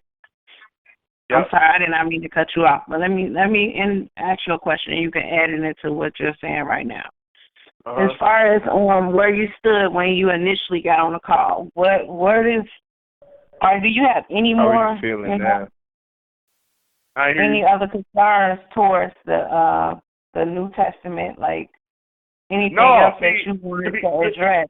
Are you a non-believer, or what is your? No, where I stand on the New Testament is the New Testament is a part of my arsenal. It's a sharp sword. You know what I mean? I don't. The New Testament is not something that I. You don't reject it entirely. No, I don't reject it. don't reject it entirely. It's just that the whole what I've always wrestled with is, did the Messiah come yet, or has he come yet or not? I know it's a Messiah promise. Has he came yet or not has always been my issue. That's it, nothing else. You know what I mean? But to be honest with you, that's very honest this because conference call has helped me out a lot, though. Yeah, a lot of brothers share that same sentiment, and that's honest. You know what I'm saying? And there's no arguing that. There's no saying, well, brother, that's wrong. You shouldn't be thinking like that. No, I applaud you for coming to that conclusion, because without critical analysis, without disagreement, without challenges, you can never grow, and you can never show the veracity of your particular stance. See, in order for me to show that my stance is voracious, I have to be able to examine as much as I can all the available data, all the available arguments, pros and cons, etc., to say, well, my position from my research and my perspective can stand under scrutiny and peer review by others. Because even if they may not 100% agree, at least they can say, you made a great point. You know, that's something to consider. And that's the best way that we have to approach. We can't, yes. I'm sorry.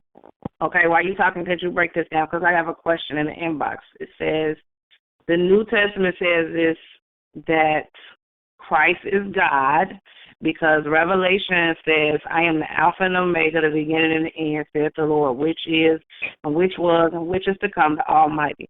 They say the only reason that Christianity teaches that is because the New Testament says that He is God. Did you want to address that? That's fine. We actually addressed that the other night, but that part didn't get recorded, unfortunately. But I'll say it again, and I'm assuming whoever sent you that question is actually on the line, and they may feel shy and they may not want to say it, but that's fine. I'm here. I'm listening. I'm here. I'm just listening to what y'all got to say. Who's that? Hello? Yeah, she's on the line. I'm on the line. She is. Oh, I didn't know who that was. I was like, what? I got scared for a second. Oh, okay. All right, sis. Can you ask the question, if you don't mind? You don't have to tell us your name. Can you just ask the question? If it was only Christianity that was to teach that that Jesus Christ is God, then why does the New Testament also teach that Jesus Christ is God? Okay. So my question in many to you scriptures. Sure. My question to you is, does the Tanakh teach that David is God? That who? That David is God. No. Okay. Does it teach that Solomon is God? No. Okay. Does it teach that any of the judges amongst Israel that they're God? Does it teach that? No, it doesn't. Okay. So if I showed you that it does, would that change your perspective? Show me that it does. All right, here we go. You ready? Yeah, I'm ready. All right. First, let's get Tehillim chapter 82 or Psalms chapter 82. Okay, Psalms after then from chapter there, 82? Psalm chapter 82, and just so anybody can read the entire text. And then from there, we're gonna jump to another verse, but I'm gonna let somebody read that first. Psalms 82. Yep, go ahead and read it out. God but my thing, okay, let me. I'm gonna answer your question, sis. I got you. I'm gonna answer your question. All right, Yeah, okay. So go ahead, I got one job. You trying to keep me from doing my job? No, I'm just kidding. All right, God standeth in the congregation of the mighty. He judgeth among the gods. How long will you judge unjustly and accept the persons of the wicked? Selah. Defend the poor and fatherless. Do justice to the afflicted and needy. Deliver the poor and needy. Rid them out of the hand of the wicked. They know not, neither will they understand. They walk on in darkness. All the foundations of the earth are out of course. I have said, ye are gods, and all of you Wait. I have said what? That we are gods. We are all gods. Wait. Hold on. Slow down. It says, I have said that ye are gods. And that word there is Elohim. It's the same Elohim that we see in Psalm 82:1, which means a power or a mighty one. And we're going to continue to get context to see what that means, because it doesn't equate to creator. It doesn't always equate to deity, creator. right. It means something that has power or authority. So we're gonna follow that. So keep reading that. All right. I have said, ye are gods, and all of you are children of the Most High. I have said, ye are gods, and all of you. So now we got to look at the author and see who the author is writing to. Who's his audience? So if first he's making an appeal to the creator, right? Because he said, the creator, you are judging. Do not be slow to judge this and to judge that. And then he changes gears and he looks or talks or writes to his audience and says, I say ye are gods, and all of you, go ahead, keep reading, are children of the Most High. Children of the Most High. So we know we're not talking about powers in the heavens. He's referring to human beings, because read the next line. What does it say?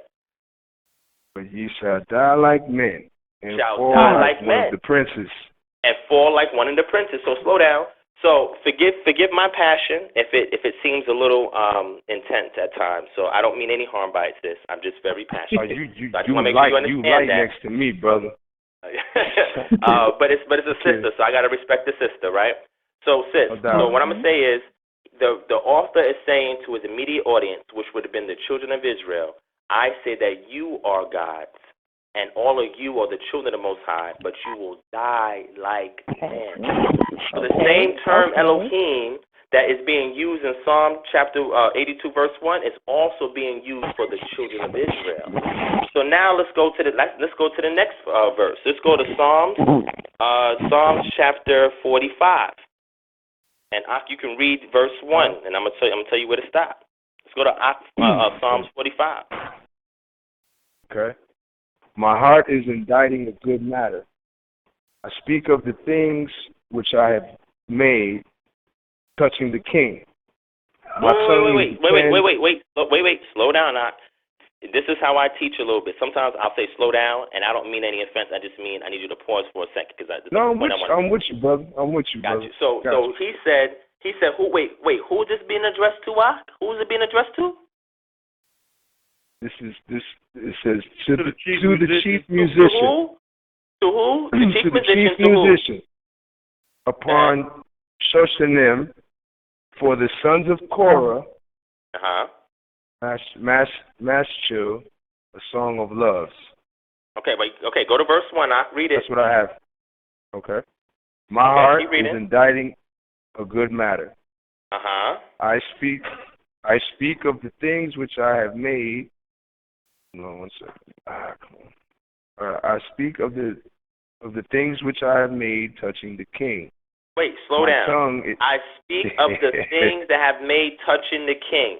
And another translation says, my heart overflows with a good theme. I address my verses to the king. Keep in mind, context, subject, and object. This is very important. Keep reading, And if anybody on the line wants me to read it in Hebrew and break it down in Hebrew, feel free, and I'll do it as well. Okay, just in case there's anybody on the line that may want that, I will do it as well upon request. But go ahead. Do that. So do it. So you want me to get Psalm? Okay, let me go ahead and get my let me get my scriptures. Let me go to Psalm. While you looking that up, can you finish reading though? Keep reading. Okay, keep reading. You want me to finish reading that verse? Okay. All right. I speak of the things which I have made touching the king. My tongue.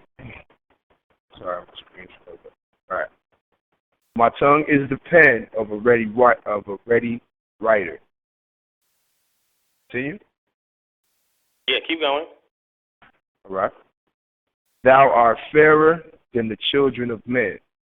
Grace is poured into thy lips. Therefore God has blessed thee forever. Gird thy sword upon thy thigh, O most mighty, with thy glory and our majesty.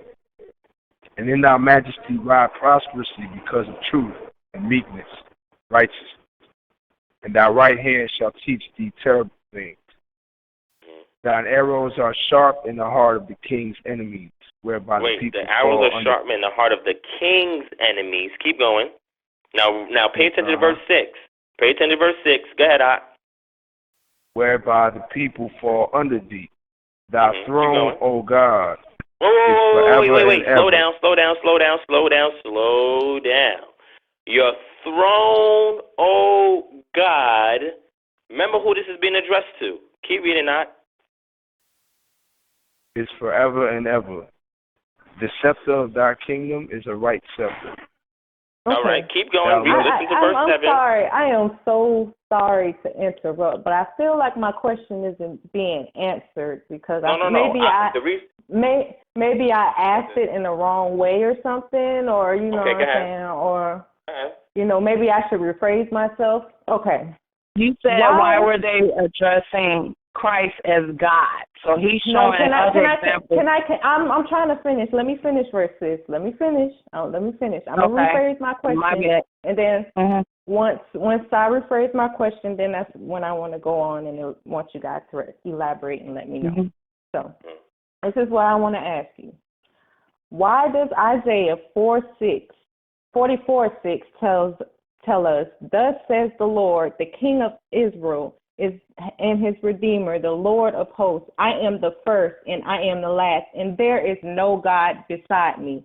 But yet you go into Revelations, and Jesus Christ is also basically telling you the same thing. If he's telling us there is no God besides him, and he's telling us that he is the first and the last, then why is Jesus Christ telling us that he is the Alpha and Omega, like he is the only God out there, or like hey, listen. That's everything she's saying is the same thing that I just been wrestling with. It's just all it's you know, it says that, you know, the seems like it's contradicting. Yeah, right. I wasn't bashing. I'm not bashing anything. It's just I can't help it if it seems to be that. You know what I mean? It looks strange, and that is an excellent question, sis. And I understand exactly what you're saying.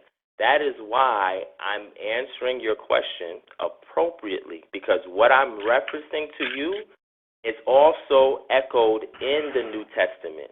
But we have to read it within context, and then we can understand what the Tanakh is saying, and then we can equate what's going on and being referenced in the Brit Hadashah.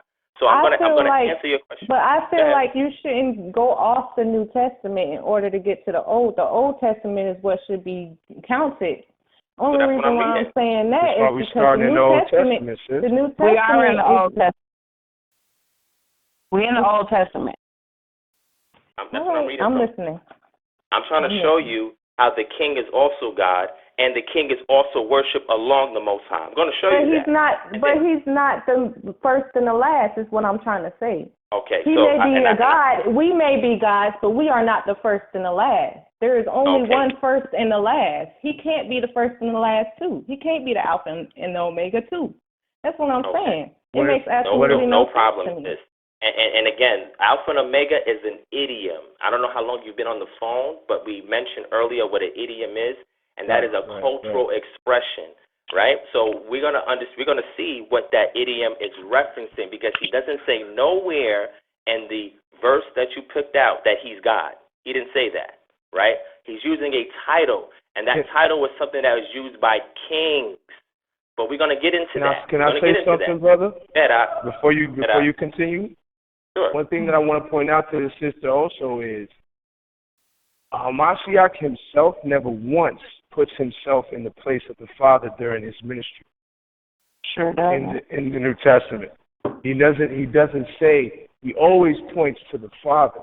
The concept of the so-called New Testament is that they are one, meaning that they are in one accord. But he calls him They are in one accord. And also, there you go. If you go, I don't know what other they are in one accord, not one being one and the same, or him being just as powerful or whatever. They are one and the same in the essence that this is the Word of God in the flesh. This is the concept that they're presenting. So he never puts himself on the throne of the Most High. He is his right hand man. His word. We're gonna explain right? what that means from the Tanakh, sis. You gotta understand. Right. My premise when I teach is from Torah first, the rest of the Nevi'im and Ketubim, right, which would be the prophets and the writings. From there, I look into the period of time from Malachi, where the Tanakh closes, and where it opens up with another addendum, which would be the New Testament. From my position, I can't speak for nobody else. Wait, I can't speak for nobody else. Can we please let the brother speak? Everybody just please. We're going to let him get his point out, and then we'll go back into the question again. Just give the brother a few minutes to speak with no interruptions, please. Illustrate his point. Correct. Yeah. So what I'm saying is, then I look at the Brit Hadashah. The Brit Hadashah is not greater than Torah. It is not greater than the Nevi'im and Ketubim. It is an addendum to confirm certain things that are mentioned in those texts. It is not greater than it. Now, I'm just saying it from my perspective because Torah is the foundation. Torah is where everything is hinged upon, and then the house is built from there. So what we see when the text opens up in the Brit Hadashah is a cry for the people to anticipate a kingdom that's coming as promised from Torah, and for them to go right back to the law and the prophets in order to understand this coming kingdom that the Most High is going to place on the earth. This is a testament of something that was mentioned prior to it opening up and coming on the scene. It is nothing brand new. We see references to various things in that text in the Talmud, which I mentioned earlier, and also within the Dead Sea Scrolls. One is from the lineage of the Pharisees, one is from the lineage of the Qumran community. And all you have is a third witness attestation what we find there in the Brit Hadashah. So going back to your question, which I wanted to answer, and once I get the answer, if it's not suffice enough, I respect that. If you want to rephrase it or make a greater point, sis, you are entitled to that. I just want to say this. Sure. I just want to say this. Now, you just said that he's not trying to make himself seem like God, but Revelations clearly states, I am the Alpha and the Omega, says the Lord God, who is and who was and who is to come, the Almighty. Why is he saying that? Okay, so now he's going to address your question now. He's going to address your question right now. I understand. I understand your concern, and it's valid, right? So I'm not trying to nullify it or belittle it or condescend it in any way, shape, or form. All I'm trying to do is give you a case to address it, right? Now, whether it's sufficient enough to you, it might not be, and I respect that. All I'm trying to do is just give you a case so you can at least consider why we take the position that we do. And in taking this position, I'm not condemning you at all, sis. Not at all. I'm just trying to show you my worldview and walk you through it from a text that you're already familiar with, which is the Tanakh. Because I asked you earlier, I said, was David ever considered to be a god? You said no. I said, was Solomon ever considered to be God? You said no. I said, were the judges of Israel ever considered to be gods? You said no. So you answered no to all three questions, and I'm showing you in the Tanakh where they are. So if somebody was to come out the blue and they was to hear a doctrine saying the Most High God is only one God, there's no other God beside him, and then this person who has not studied in the text like we are goes and read these verses that I'm giving you, you know what conclusion they're going to make? This is contradictory. How could this be the case when it says that this person is God and these people are gods? There's a whole bunch of gods all over the place. Then they're going to say, I'm done with this whole book. It's contradiction. It doesn't make any sense. Because they're not looking at it within its context and what the author intended his audience to understand, which is displaced from us here in our time. So we have to look at it within its context, extract what the author intended for his immediate audience, and once we understand the cultural paradigm, the historical paradigm, the linguistical paradigm, then we can say, okay, now how can that apply today or to other texts? So we have to do a proper midrash or exegesis in order to extract what is being intended when it's being said. Now, somebody requested for me to read that in Hebrew, so I'm going to go into the Hebrew. We're going to read Psalm chapter 45. And the reason why I'm saying this, sis, is because a lot of times the issue that I get, that I see or observe, that some of my associates who are Tanakh Only, and I have a lot of people I'm very close to who are Tanakh Only, and we don't really have arguments, right? Because we agree on a lot of things when we actually talk. But one thing that I see is that a claim is made that people who subscribe to the Brit Hadashah don't know Hebrew, don't study Hebrew, don't know the Torah, don't know the Tanakh. So all the time when I'm asked the question, I have to build a premise. And I do so from a text that the person who's asking it is already familiar with and accepts what I'm citing as being an authority. You accept the Tanakh as an authority. So I have to extract what the Tanakh is saying in order to build a case. I'm not going back to front. I'm going front to back so I can build this case, right? So that there's no misunderstanding, let's go through it in the Hebrew. This is Tehillim 45:1. Lam nase'eh, or nasa'ah, because ah is the feminine singular. We got aloso sanin libne korah maskil sir yedidot rachas libi dabar tob omer ani maaseh le melek le soni it so per mahir, which is what we read, which is to the chief musician on Soshanim for the sons of Korah, Mashkil, a song of loves, is gushing my heart a matter, which it says literally, I am good of the things that I have made. Speak to the king. When you have a lamed affixed to a noun, it implies to or towards, which means we know exactly who this author is addressing in the Hebrew, right? If English is insufficient. So that's Psalm 45:1. Let's jump to Psalm 45:6 and let's get it in the Hebrew so we can see if it correlates to the point that we're making right now, right? So let's go to Psalm or Tehillim, which means Psalms. Im is plural, masculine plural. Psalms 45:6. It says, Kis Aka Elohim Olam Wa'ed Sebet Misor Sebet Malku Keka, which is your throne, Elohim, that's just plural, is forever. Olam is forever. And what that means in Hebraic thought is as far as the eyes can see.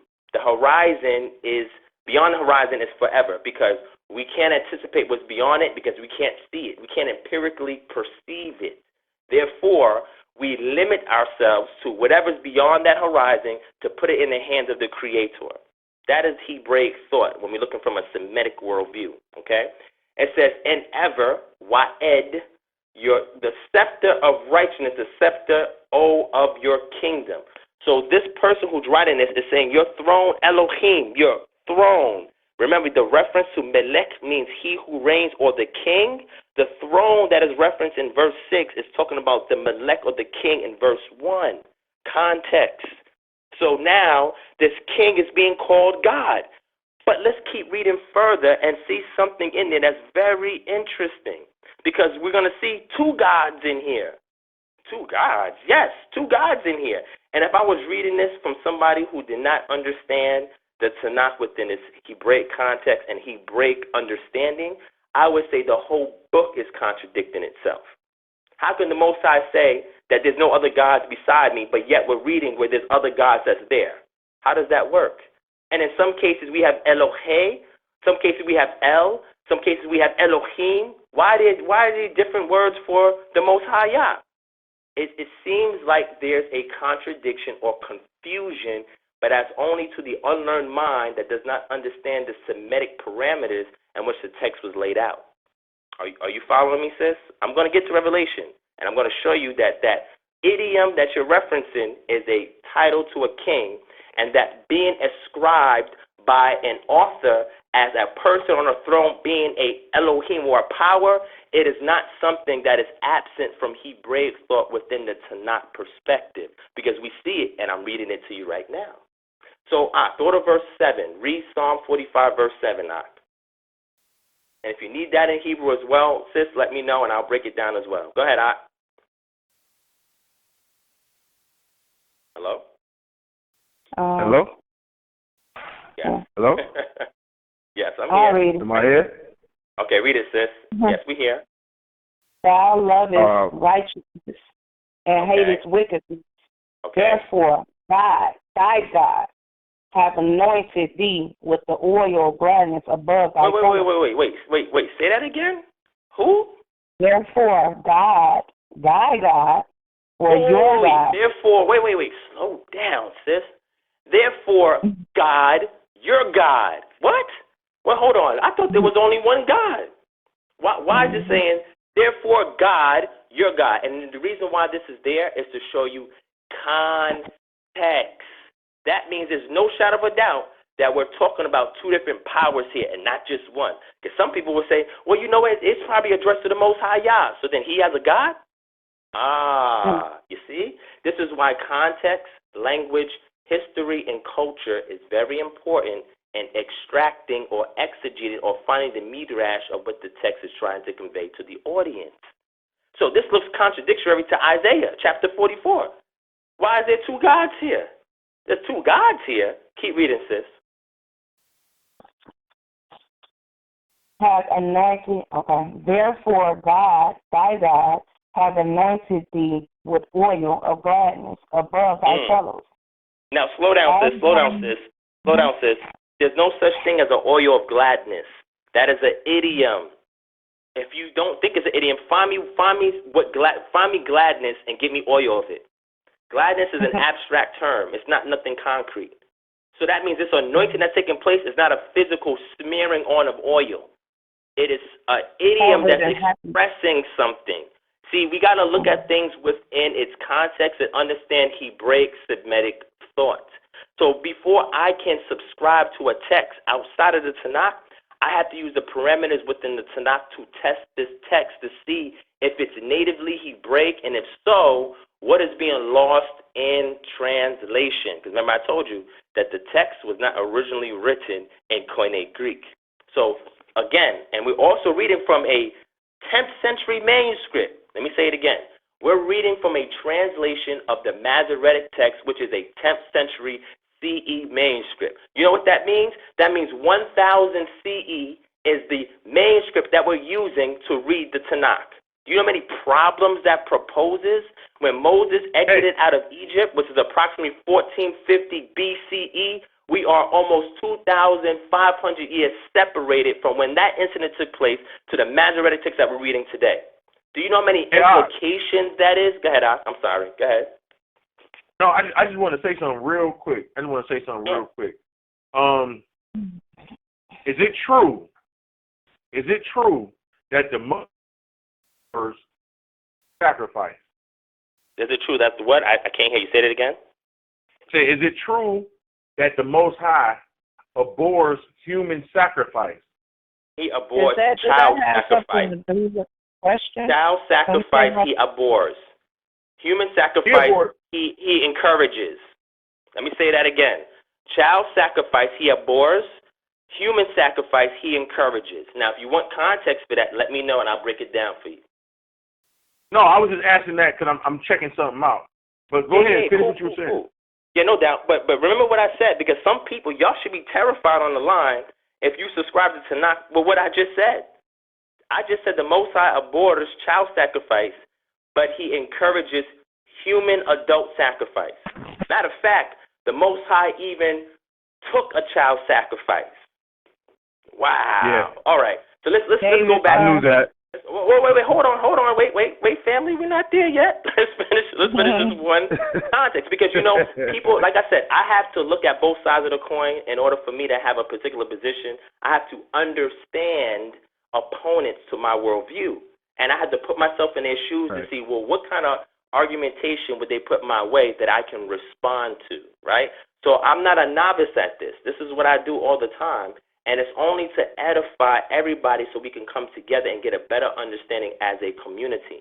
Anybody that's not Messianic, you're still my brother. And guess what? You're still going to be redeemed according to my own ideology.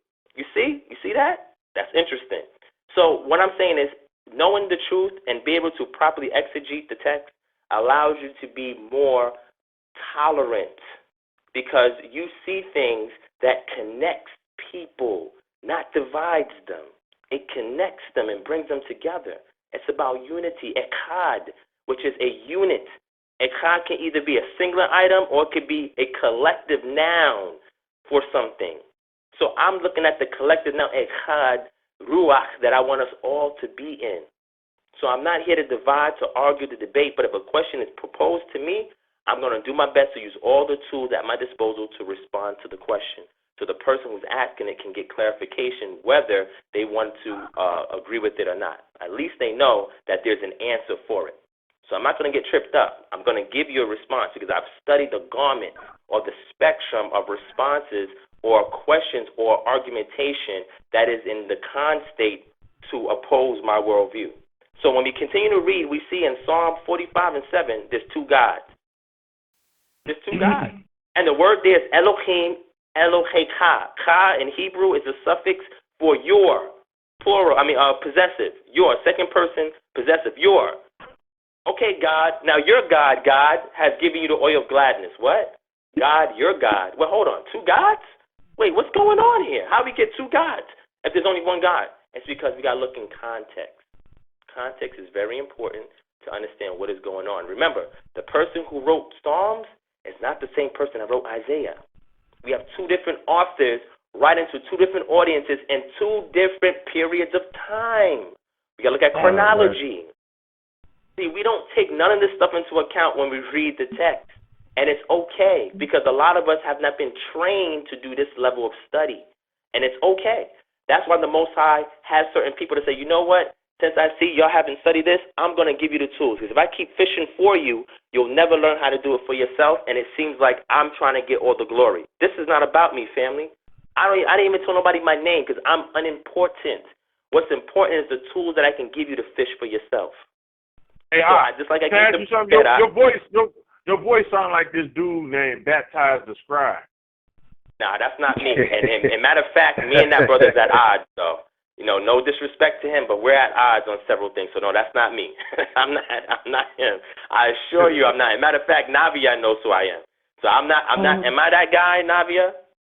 No. Okay, so she knows who I am. So to continue on with your question, you're saying why is a title of Alpha and Omega? Now remember, Alpha and Omega is Greek, Koine Greek. So if we go into Koine Greek, we have to see, is Alpha Omega ever a title to represent the authoritative power, because you have a thing called divine right of kings. A divine right of kings, which means the king is delegated power that has no beginning and no ending. And again, priesthoods are rendered the same way. And you know who was part of one of those priesthoods that was forever? Dawid or David. Now remember, listen to what I'm saying. David is God and David is a priest. I'm going to show you something. David is God and David is a priest. I'm going to show you something. And when you read the book of Zechariah, chapter 6, it says the one that's to come, that's going to build the temple, is going to be both king and priest. And it's going to be shalom between both offices. Now, how can we get somebody from the lineage of Judah being a priest if he's not from Levi? Maybe the Most High anointed David to be a priest. So that way, his lineage, he can pass on through his lineage the priest-king role so they can fulfill Zechariah chapter 6.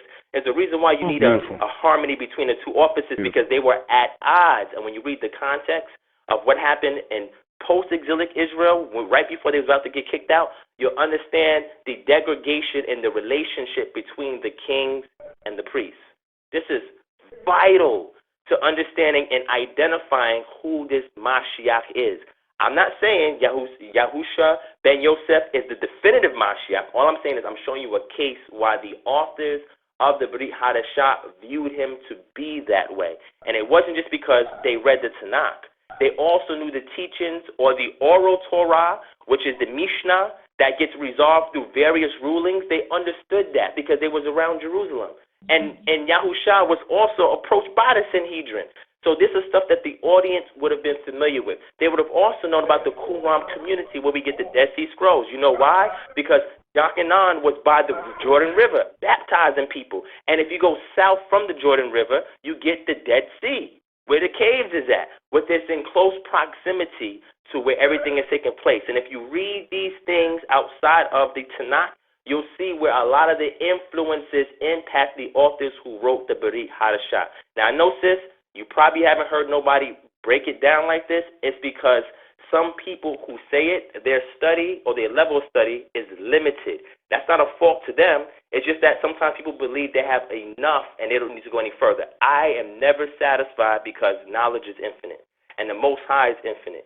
So as long as I know that knowledge is infinite and the Most High is infinite, I must continue to seek, implore, encourage, be challenged, challenge others in order for me to grow. I'm not stagnant. And even if I'm wrong, I'm willing to receive correction. That's all I'm saying to you. So now we see a person is being called God, and now not only they're being called God, they're saying that they have a God. A God has a God. So a God can have a God? Is that possible? Can a God have a God? Can a God have a God? That's what the text is telling us. It's saying Elohim, Eloheka. Elohim, power, your power. That's what the text is saying. And the king is being referenced to. So king, you're a power, and then you have a power. And he's anointed you with gladness. How was David anointed by the Most High? How was he anointed by the Most High? When I show this to you, you'll understand why the New Testament authors wrote the text the way they did when you understand this concept. It's not foreign. So let's go ahead and get how you can be anointed with the oil of gladness by the Most High. How can the Most High identify you as being a power and as having kinship to him, direct kinship to him? Somebody get Psalm 110. Somebody get Psalm 110.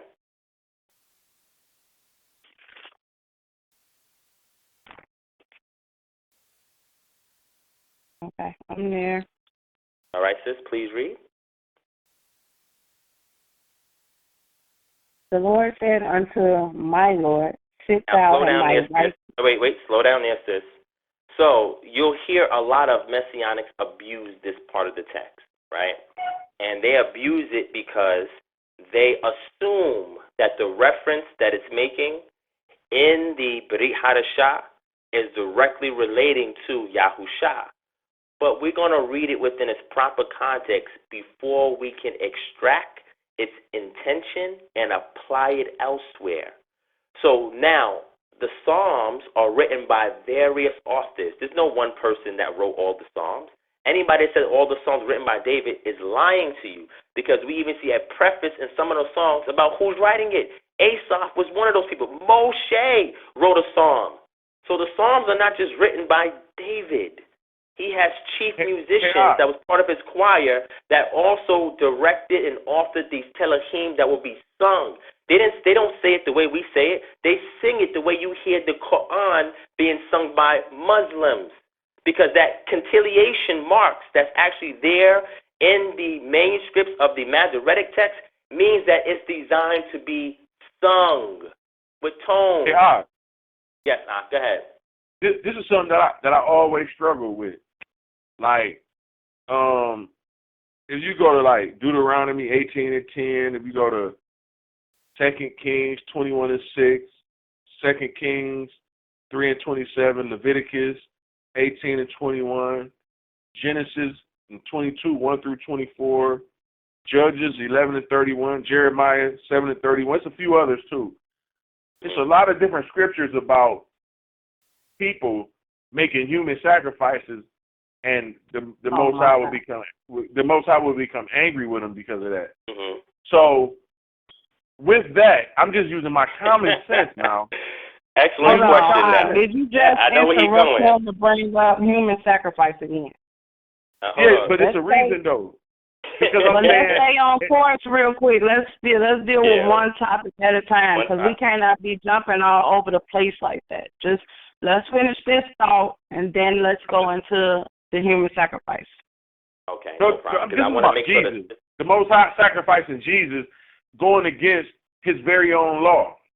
No, it's not. Okay, we're going to get to that. We're going to get to that one at a time. No problem. And again, I know some things I'm going to say you probably never heard before, because, like I said, I make sure before I speak, I have to have full understanding before I say something. If I don't understand, I won't speak on it. But if I do understand, I'm going to speak on it, because I've checked and double-checked and triple-checked and quadruple-checked the information or the interpretation before I present it, because I'm going to be held accountable for that. And I don't want to lead anybody astray and be judged by the Most High for that. So I have to be as honest and straightforward as I can be. But when you read Psalm 110, it says, the Lord said to my Lord. Now, this psalm was not written by David, and we know it's not written by David because when you continue to read the text, it'll explain that to you, right? But this text is being written by one of the chief musicians who's a choir director, right? And he's writing this of the king. Because if you read a lot of the Psalms, a lot of times they bigged up the king, right? Just like we read in Psalm 45, it was bigging up the king, calling him a god in your throne, and because they are appealing to the king. Because a lot of these songs was written through the monarchy, right? It's really an oligarchy, but the monarchy that reigned, and they wanted to appeal to the king so that way this particular text can get published and it can be sung. You can't sing a song that's contrary to the king and think he's going to let you live. It don't work like that, right? So if you're part of his choir, he's going to ensure that whatever you write is going to exalt him, right? Not above the creator, but that's going to show his prominence and his divine authority that has been bestowed upon him or conferred onto him by the Most High Yah. So when we read it in that context, the Lord said to my Lord, sit down on my right hand until I make thy enemies thy footstool. Sit down on my right hand. Key word is right hand. We're going to look in Psalm 80 to see what a right hand is and who's at that right hand. Because you know, a son of man being at the right hand is a Tanakh invention. Oh my God, did people know that? The son of man at the right hand is a Tanakh invention. It is not something that originates from the Brit Hadashah. But what happens is people don't do the study to see what that entails. And because they don't, they are making conclusions by not examining all of the data. Okay? So Psalm 110. So the Lord said to my Lord. So the writer is saying the Lord, which is the creator, said to my Lord, his master, sit down on my right hand till I make thy enemies thy footstool. Keep reading, sis. The Lord shall send the rod of thy strength out of Zion, rule thou in the midst of thy enemies. Thy people shall be willing in the day of thy power and the beauties of the holiness. From the womb of the morning thou hast the dew of thy youth. The Lord hath sworn and will not repent. Thou art a priest forever, after the order of Melchizedek. The Lord at thy right hand shall strike thy... Wait. Slow down. So he just said what? What did the Most High say? The Lord... Oh, okay. The Lord hath sworn and will not repent. Thou art a priest forever, after the order of Melchizedek. So who is this being spoken of? Who is this being addressed to? David. It's being addressed to whoever the writer or the author's Lord is, whoever his Lord. He's saying to you what the Most High is saying to his Lord or his master. That's what he's saying. It's very simple. So now if we know that the kings, okay, in Israel are from the lineage of Judah, now we see a situation where the Most High is saying that now you're going to be a priest after the order of Melchizedek. Where the heck did that come from? That's mad random. You don't have a lot of references to Melchizedek in the Tanakh. And all of a sudden, we found another reference to it just pop up right here in the book of Psalms. Why is that? Is that a mistake? Is that an accident? The Most High said he ain't going to repent. He ain't changing his mind on it. The Shuba means to repent or to change from something in Hebrew. He said he's not changing his mind. So if he's not changing his mind, why is he bestowing a priesthood onto the king? Now remember, this is pre-exile. This is before the Israelites were taken into Babylonian captivity and Assyrian captivity. So now the Most High is bestowing a priesthood on a Judite king. That poses a very interesting question. Why? Why is this being done? For what reason? See, when we look at the Tanakh, there are a lot of things there that we really don't take into account, right? And then when we see it echoed somewhere else, we say, oh, they taking that out of context. Not really. You know, you got to see what the authors were influenced by to see why they making references to certain things. So just like when you read Hebrews chapter 1, you see that a reference is made to the Son, that the Son is your throne, O God, right? Saying to the Son, your throne, O God, is not saying he's the creator. It's saying that he has a kingship authority the same way the king did in Psalm chapter 45. Simple and plain. So the authors believed and subscribed to the fact that a particular person that they had first-hand experience with, right? Horao in the Greek, which means a perceptionary experience with, right? When it says, he that has seen me has seen the Father, the word seen there is horao, which means a experience, not physically seen. And if you experience me and what I'm trying to share with y'all, is equated to seeing what the Father would show you, because I'm coming in his name, not my own name, his name. So when we read that David now has been inducted into the order of Melchizedek and the Most High swore and will not change, it's going to be forever and ever, why is the Most High giving a king a forever and forever title? Why would he give the king something like that? The priesthood didn't start with the king, because we see it back in Torah. When we see the book of Bereshit and Abraham, we see Melchizedek there. But all of a sudden we find it now later on in the book of Psalms, and the Most High is now just bestowing this upon the king. Why would he do something like that? There's a reason why he has to do something like that. There's a reason why you have to be a priest and a king. There's a reason why you got to have both titles when the Most High restores the kingdom of Israel. It's important to be a priest king. Keep reading, sis. What verse is it? Verse 5. The one after Melchizedek. The Lord at thy right hand shall strike. Wait. The who?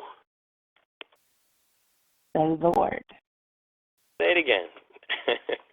The Lord at thy right hand shall strike. At your right hand. Mm-hmm. So wait, let's slow down for a second. It says the Lord is at your right hand. The Lord is at your right hand. So right hand is symbolic of power when we read the rest of it, because it says he will crush kings on the day of his wrath. Or it says the Lord is at your right hand, he will shatter kings. And in Hebrew, you have what's called the PL stem, right? So the PL stem is a verb stem that indicates an intensive, active voice, right? Or attentive, active, right? So instead of saying he will break kings in the day of his wrath, they will translate and say he will shatter. So that means there's an intensity behind the action, all right? And this is very pertinent in trying to get the context of how the Most High wants to operate, right? If it's written in the PL stem.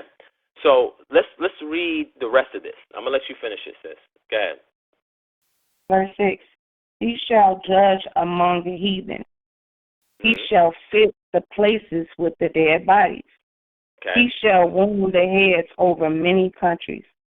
He shall drink of the brook in the way. Therefore shall he lift up the head. Okay. So now we see a situation where the Lord says to my Lord, and when we're looking at the Hebrew there, where it says the Lord will say to my Lord, we have a personal noun there, and then we have a title. So it says, Le David mismor neum Yahuwah la Adonai, or la Adonai, which means to Lord. So when you see ni, a nun, a herik, and a yod, it's possession of my. It's a possessive construct, meaning my. When you see lamed affixed to a noun, it's representative of to or towards, right? And then we have the root word there, which is Adon or Adonai, which means Lord. So to my Lord. So Yahuwah said something to his Lord, right? So the Yahuwah is the creator. So there's no mistaking who the first Lord is that's there. We know it's Yahuwah. Said to his Lord, sit down at my right hand until I make thy enemies thy footstool. Keep this in mind, because in order for there to be any validity in the Brit Hadashah, if it makes references to what we see in the Tanakh, we have to ensure that it's doing so appropriately within its context, because the authors who wrote this were not dumb, right? They wasn't just following after anybody. the person who they saw as their teacher of righteousness, which is a title that's bestowed upon the leader in the Quran community, that he fulfilled certain things by either what he did, what he said, or what they perceived. So they just building a case of who he is. And this is also substantiated. The method in which they do so is substantiated by the Talmud, parts of the Talmud, and the Dead Sea Scrolls extra-biblical text. So it's not just the authors who wrote the Brit Hadashah. There's other witnesses that see similar things that they saw. The difference is they identified it as a person, and the other two witnesses did not. This is So, very I have a key, question. very sure. This conference has reached its maximum duration and will end in 1 minute. I gotta see how to do that. How am I supposed to do that? But hold on, I don't know how to do it. May have to end it and then do it again and just tell people to jump back on. Okay, you are. Everybody just call right back, I guess. Yeah, we're gonna hang up and call right back. Okay, I forgot how to. It's a way to do it. I just don't know. Okay. Yeah, just hang up and call right back, everybody.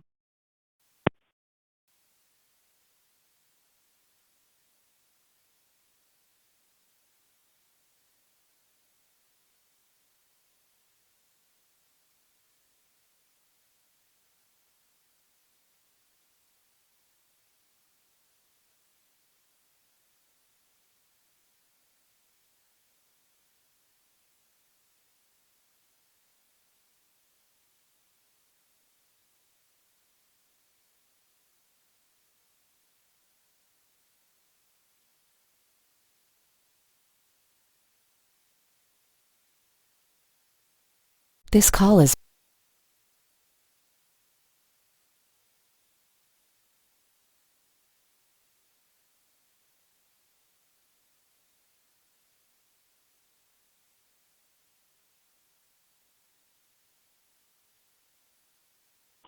Shalom, shalom. Is everybody back? Shalom, shalom. Shalom. Okay. Shalom, shalom. I'm only getting some words now. Shalom, shalom. Shalom, shalom. Wait on everybody to call back up because I have a question about that Psalms 110. Yeah, I'm finding this extremely interesting because that is one passage that I hang my hat on when it comes to the Mashiach. I've heard it from both perspectives that I'm trying, and I think it's addressing both David and Hamashiach. So right, I'm trying to see exactly where he's going to finish at. Point. Yeah, because he went over it already, but I don't think I recorded one of the other conferences. I didn't get the whole thing recorded, so. Right. That was on me. That's all right. This is good stuff, man, right here. It's real good stuff he's getting into because I know plenty of brothers and those guys I was talking to you about on one post, the Honor and Humility STL. This is one of their main go-tos in order to prove Hamashiach in the Tanakh, and it's been one of mine for a while too. So, and like I said, I'm with you on that. Though I still think this is setting it up. There's a lot of people on here. I don't even know who I. There was people on here who was on there from the beginning. I'm definitely gonna need my man information because I like how he teaches. I definitely wanna wrap it up. You don't know who that Brother Ron Shields. He should be on the post. Oh, that's what it is? Yeah. Okay, I'm already friends with the okay. All right, cool. I'll reach out to him there because we already friends on Facebook, so that's good. Yeah. I think is he located up here in New York? He sounds like he's from New York. I think he's from New York and then he lives in Atlanta now or Georgia. Okay. Gotcha. Anybody that says mad anything, you automatically know that's they're from New York. It's mad this or mad the other. That's New York all day. So, like, all right. Yeah, he's from the Bronx, but live in Atlanta. Copy. It's taking everybody long call back. No, it was a lot of callers on that one. Yeah, that's a good thing.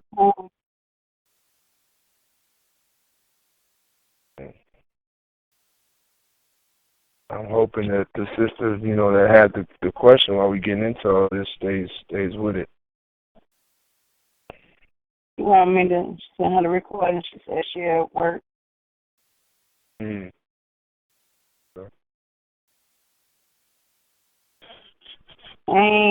I know that when we used to be on the conference line, see, I wasn't a moderator on this other line we had, but I know it was something they used to do where they can go in and like extend the call. See, I probably could have did that.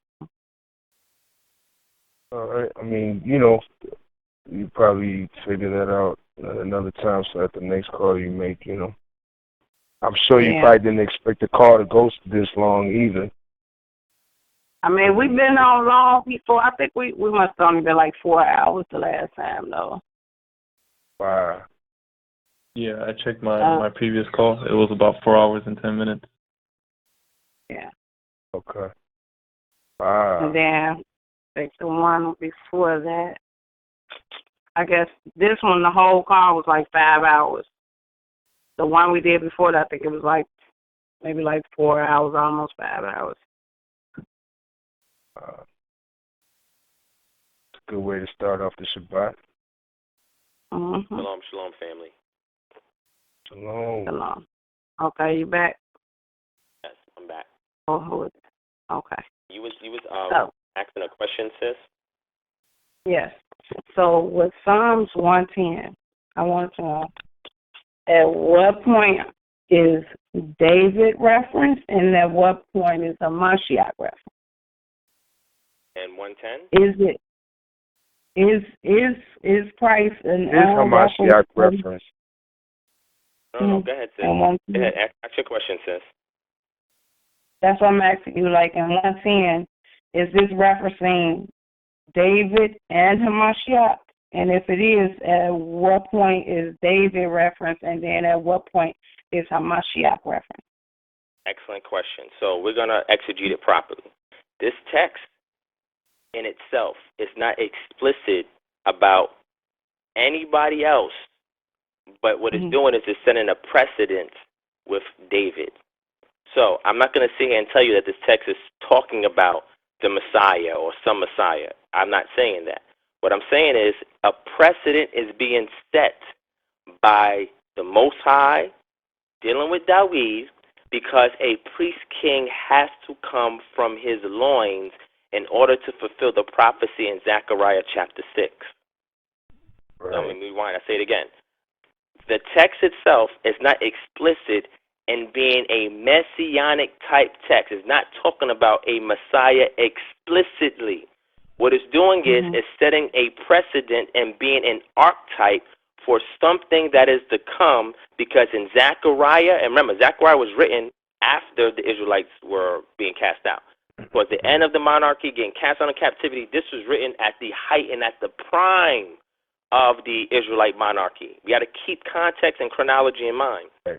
So a precedent is being set where the Most High is conferring on David a priesthood. It can't be a Levitical priesthood. Why? Because he already designated a people for that who have no allotment, right, because they have a duty. So this priest king can't come from Levi. Levi cannot sit on the throne. That's not going to happen, and that has never happened. But Judah, on the other hand, if the Most High confers a greater, listen to what I'm saying, if he confers a greater priesthood that is forever, show me where the Levites are supposed to be forever in the text. Right. He's given him a forever priesthood because that is in reference to something that is to come. Levites were rejected by the Most High. You never see where the Most High rejects this Melchizedek priesthood. You never see it. Nowhere in the text. You don't see it. He never rejects this. He inserted it there because remember, it's very random. It's very random to see a reference to Melchizedek here and almost nowhere else except for the book of Genesis. It's very peculiar 14. Why it felt necessary for the author to insert that. Because the author, if he was writing within the time frame that he existed, is actually telling us, the reading audience, that the reason why this is here, and I'm saying forever, is because something is about to take place. And remember what olam mean in Hebrew. Something is coming. So maybe he wasn't even aware of it. He was just reciting something that he witnessed. But something is coming that a precedent and an archetype has to be laid out before it is fulfilled. I'm not even talking about the Brit Hadashah. I'm talking about the Tanakh. Somebody, let's go to Zechariah chapter 6 so I can showcase what I'm talking about. Zechariah chapter 6. This is crucial. This is why we have to understand the Tanakh before we look at anything else. When you have a ground level understanding and you're rooted in the Tanakh, then you can start to see things that most other people just won't see because they have blinders on because of the way they've been taught. Because I teach people to use a whole spectrum of tools to derive their understanding of the text. They're not limited to one particular thing. They can reach out to multiple things to make sense out of what they're reading. So when we read Zechariah, go ahead. Before you get into that, I'll ask you something really quickly. I was just explaining to sis before you joined the call that Psalms 110 is a passage that I've hinged Mashiach on, right? So this is my first time seeing it broke down the way you are. Besides from so-called, non-Messianics that say it's David and so on and so forth. How do you reconcile that with the book of Hebrews and what it says about, right, so you're going to get to that? Yes, sir. Point? Because, yes, I'm going to get to that. Because everything I'm saying, and remember, family, if you want to know if any Messianic, and this is just my opinion, right, and this is not to condemn anybody or make anybody look bad, but to anybody that's Tanakh only, if you want to see how efficient, how effective, and how much elaboration, right, and understanding, conveying understanding, and that's what understanding is being able to convey an interpretation at a level that people can receive. That goes to show that you can, knowledge is being able to receive, retain, and recite information. That's it. Anybody can have knowledge, but the moment you start asking them why questions, it will test their understanding. Because now it will show how much of a mechanical relationship do they have with the knowledge that they've obtained that they can express it to you from various different angles until you get the point. So we have to be able to see how deep a person can discern the text before they can elaborate on something else. And I can't use the New Testament as a reference if it's not accepted as an authority. That's called an appeal to an authority. That's a logical fallacy. So if I'm going to build my case, I got to show you from the text that you accept as being authoritative before I can even work my way anywhere else. So that's what I'm doing. I have to build a case there, and then I'll show you how it influenced the authors of the Brit Hadashah and how and why they've identified it in this person or who they call their rabbi or their moreh or their leader, their teacher, their nazi, their prince, and how they were able to attribute these things to him. Okay? So we're going to get back to where we're going. So you were going to say how you were asking. You were about to say how you would test this with somebody who is Tanakh only. So you would have to tell them to make a case for you with make a case solely from the Tanakh, sans prophecies. Right. This is usually my approach because I've sparred a little bit with a lot of Tanakh only Hebrews, and I understand all of that. That's always been my approach to it. If they don't receive the Brit Hadashah, then I don't even touch it. I try to deal with the Messianic prophecy solely in the Tanakh. And like I said, Psalms 110 was one of my knockout punches, right? But you were giving me a different perspective on it, so I'm interested in seeing where you're gonna go. That's all. Well, go ahead. Yeah, no problem, because can I piggyback on that too? No, you mean total back. We're not piggybacking in here. Not piggybacking in here. Go ahead, sis. Don't deal with pork. Okay, the brother that was calling in last week, Larry Anderson. Okay, so I talked to him again, and he brought up when Hamashiach made reference to that psalm. So what he was saying is that, what did he say? I don't know, but he brought up that reference. He said so. Yeah, no and problem. He brought so I want you to address that, and he also brought up something else. But you just So I want to know how do that go with that? And so what point was Hamashiach making when he brought up that Psalms 110? All right, great. And we're going to read that in context as well. Remember, you have literary devices, right? Does anybody know what a literary device is on the phone right now? Because we're dealing with a narrative and with literature. This is important. Does anybody know what a literary device is? What's that? Tools that we use outside of the Bible? Yeah, so a literary device are certain techniques that an author uses to convey a message to the audience.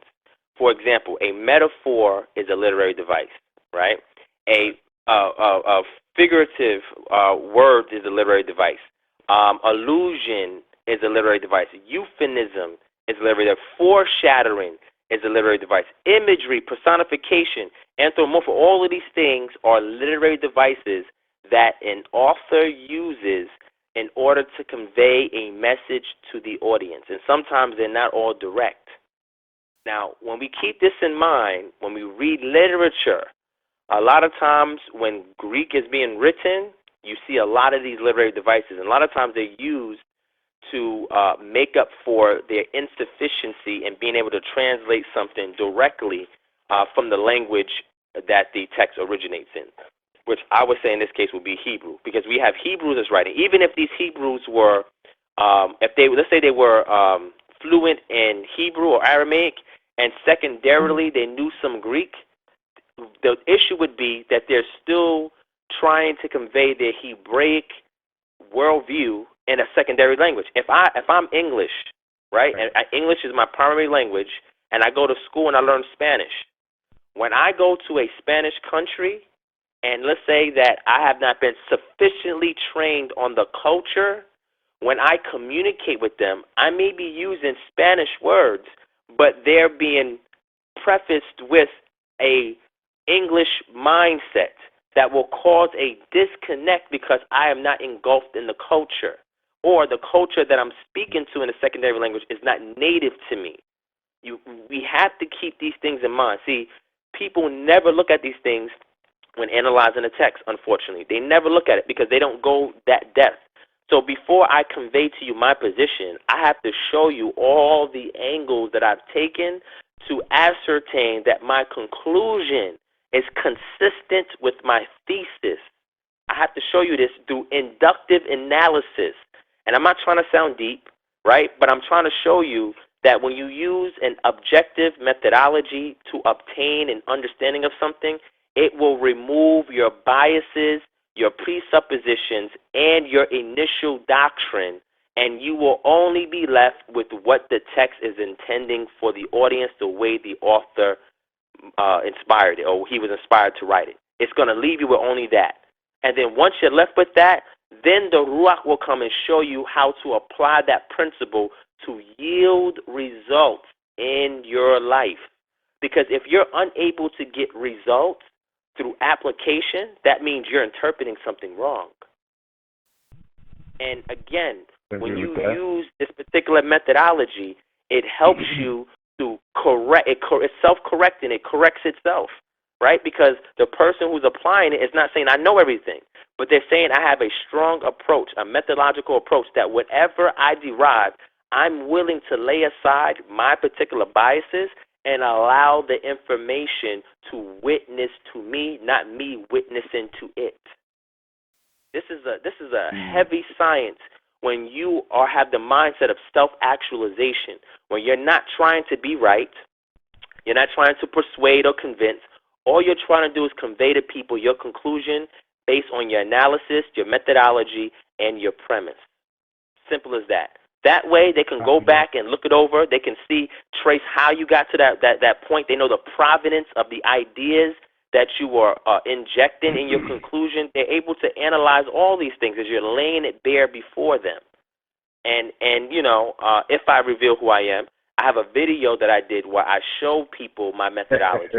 and the methodology, again, is something that can be tested. So I don't want to be right. I let the methodology be right because it's helping me get the results that I'm seeking for, and it's answering questions that nobody was able to answer for me before, all because I created a method of approaching the text without any biasness, without any presuppositions, and without having anything to lose or anything to gain. I have a neutral approach to the text. So when I got a spoiler alert for you. Oh no! Come on now. I got a spoiler. No, I'm just saying we already friends. Sis threw you in the pot, man. We already friends on Facebook. We already friends on Facebook, so I had to make sure because I'm like, nah, you're not getting up out of here without me knowing who this guy is. Because I definitely got to rap. I definitely got to rap with this brother. So she put me on. But we already friends, so another day we'll get to it. We'll get to that, man. But I'm okay, rocking. No problem. And my thing is, I'm like I said, I'm not a person who bigs up who they are because, like I said, that is a turnoff. It's all about humility and servitude. Yeah, definitely. Right? So when you're humble and you serve, it doesn't matter who you are when you're serving. It's what you did. That's what people remember. They may not remember your name, but they'll remember the experience that they had when they encountered you. And if we're going to be the light unto the nations, but first to our own community, we have to give that same impression to people when we meet them that it's not about me, it's about the Most High. It's about unity. It's about edification. It's about education. It's about empowerment. It's about equipping. It's about encouraging. These things are necessary in teachings.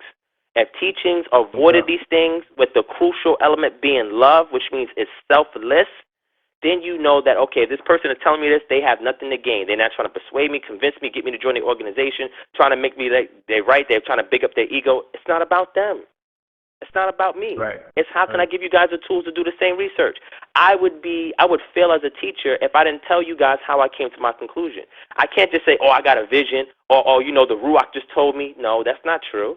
Some things you don't get from the Ruach. Some things you get from reading a book. Some things you get for looking online. Some things you get for watching a video. And what happens is, this is what people do. When they're able to come across something that they know nobody else has seen, then they'll come out and say, you know what? God told me. What? God told you. And then one day you just come across that video and like, hold on. This is where this brother got this from. God told him this. So we have to be honest, That's a fact, man. That's facts. Fact. Like they say in battle rap, many people out here doing that. Facts. Yeah, man. F-A-X, facts. So we got to be honest, and what we do is we have to say to a person, listen, this is the method in which I've obtained it. This is where the Most High has me right now in my walk.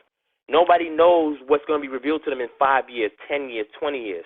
You say, this is where the Most High has me right now in my walk based on what he's revealed to me, based on what I read, what I studied, my methodology, etc. And being that this is where I am, it's possible that it can change 5 years from now, 10 years from now. And I'm open to peer review, scrutiny, and correction because that's the only way I can test the veracity of the method in which I use to obtain my conclusion.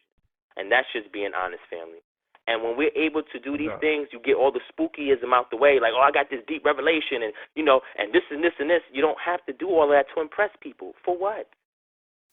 You know what I mean? Keep it a buck. You feel me? And then people will respect that more, and they won't see that you're trying to get something from them. They know that you're actually just trying to serve them. I'm not asking y'all to give me no money or donate to me. I'm not asking y'all to join my organization. That's irrelevant. I see brothers and sisters who are leaders on this line in their own realm. And my objective as a leader to another leader is to sharpen you and to have you sharpen me in return. My strength is not your strength. My weakness is not your weakness. We need one another. And if we're not teaching on that premise, then whoever's teaching without that premise should not be held in esteem as a leader. That's just my opinion. I agree with you 100% on that, man.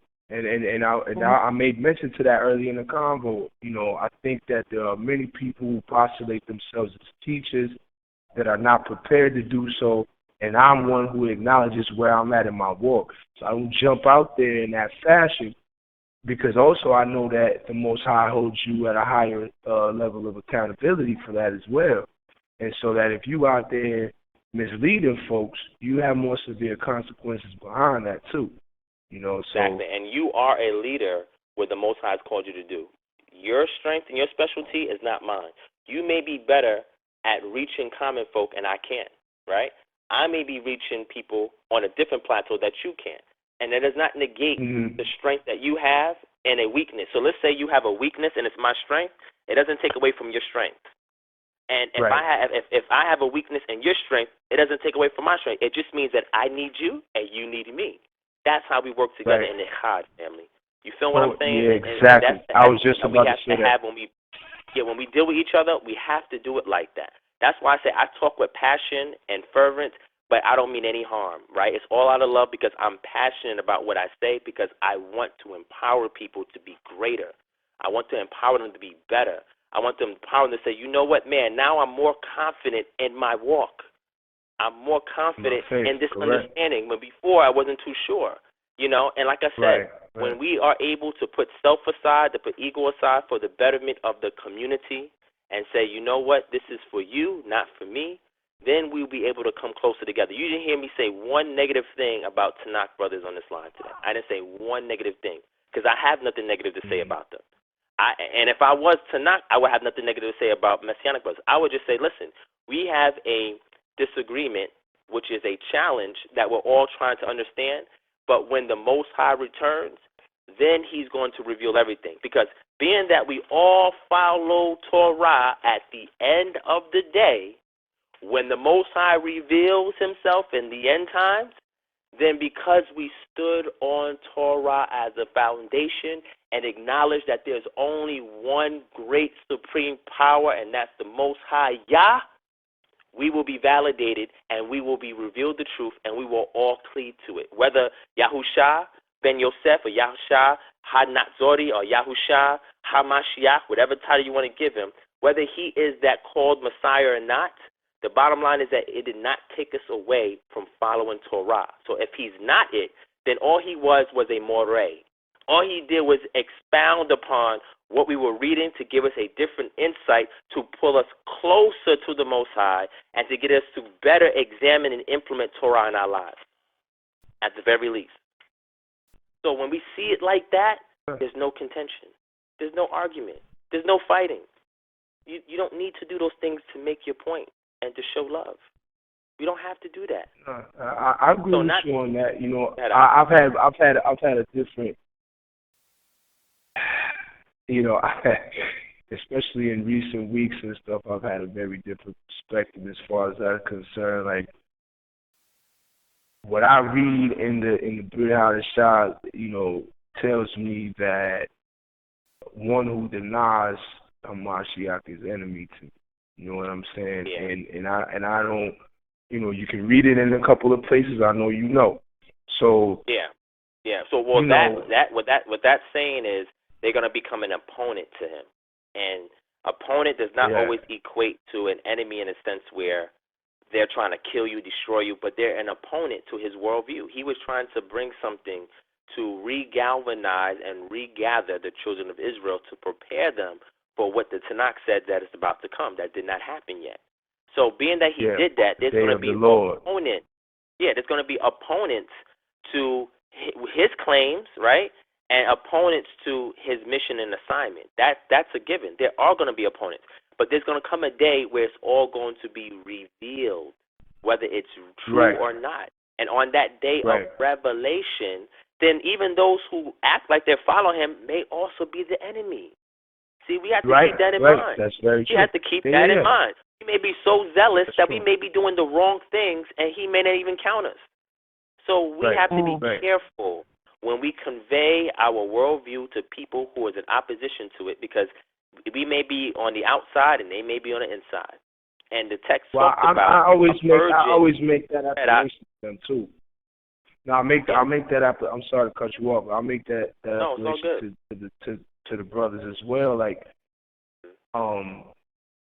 my initial my initial demeanor is always, you know, if you want to reason, we can reason. The only time you will get me apprehensive is if you're hurling insults at me right out the gate, or you're coming with these preconceived notions about how I believe based on me accepting what they call the New Testament. And so now you've already come in this spirit of conflict. So now I'm not all kumbaya and hugs because you are disrespecting me by attacking my set of beliefs.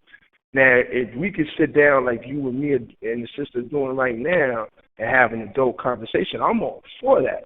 Because at the end of the day, you know, it's about achad, it's about unity, and I get that, and I have love. I feel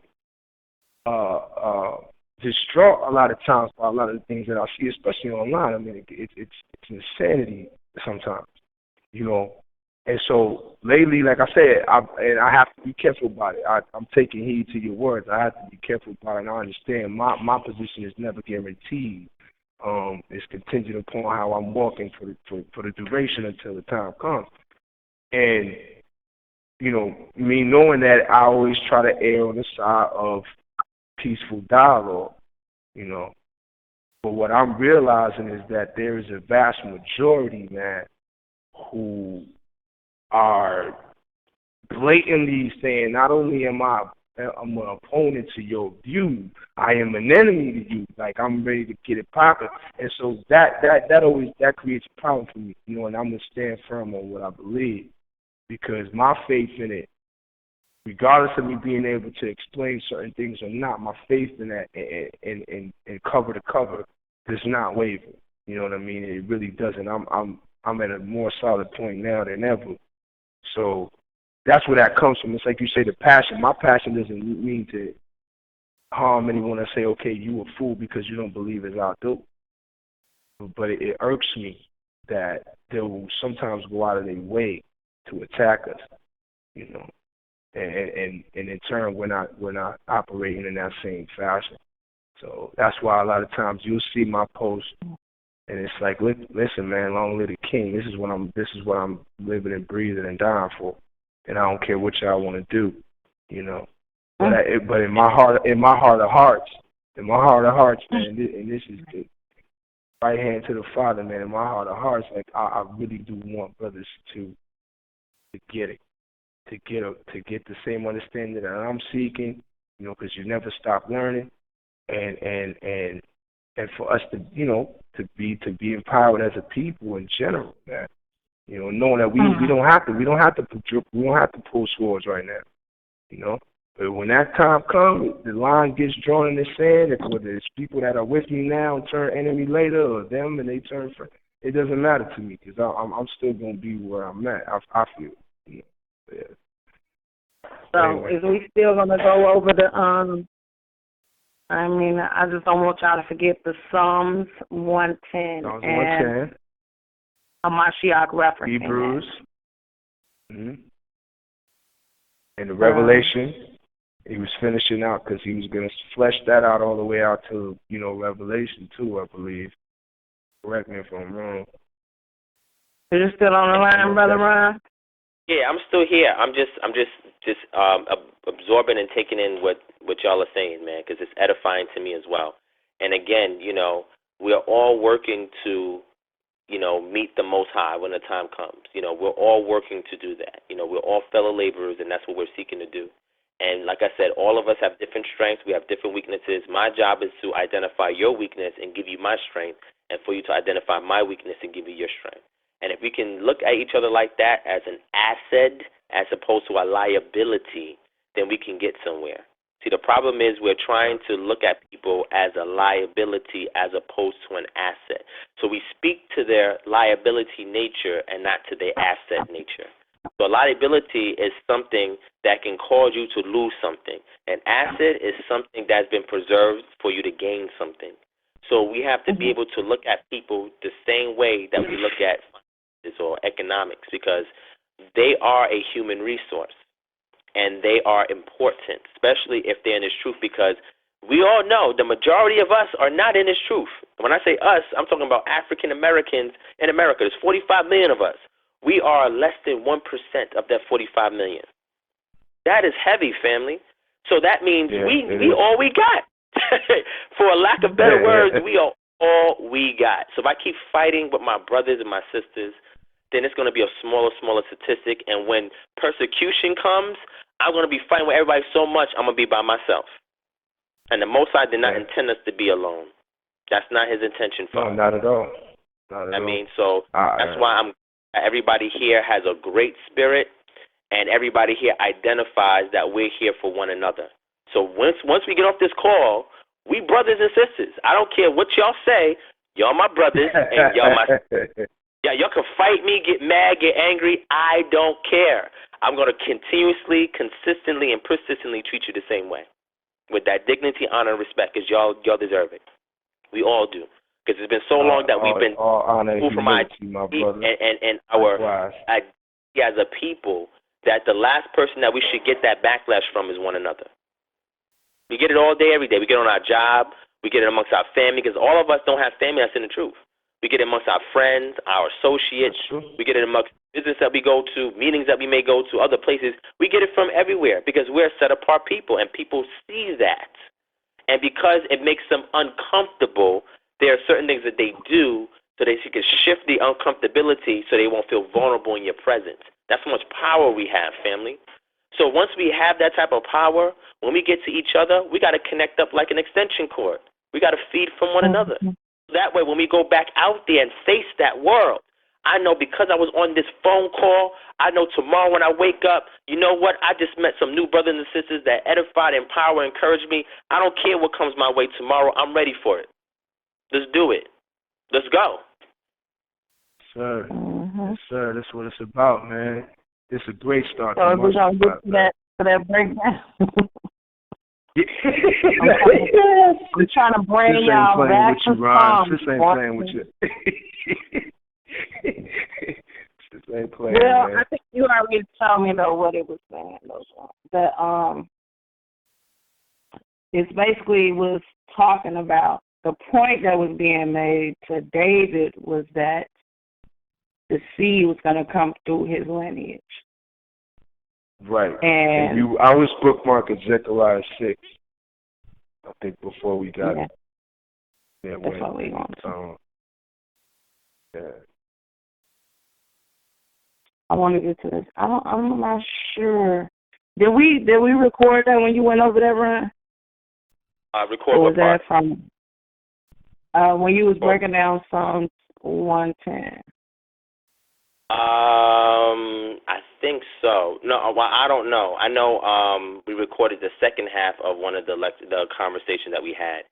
I know I did mention Melchizedek. I have a video up where I took a portion of the recording and I made a video out of it.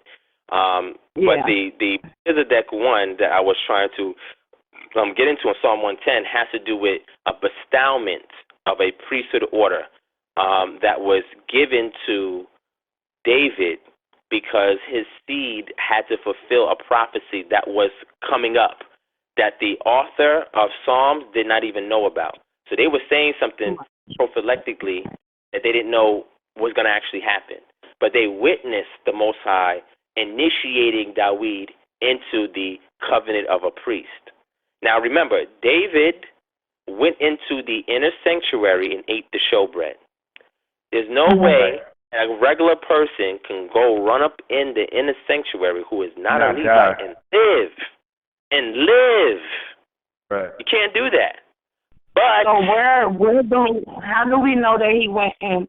Because I brought this up, and how do we know that he went inside the inner sanctuary? If he didn't go in, the showbread was consecrated only for the priest.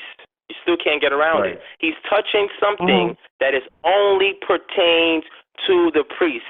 Vayikra is very clear about what pertains to the priest and what the people can and can't do. Let me give you an example. David had a right-hand man who touched the ark and died. He touched the ark and died.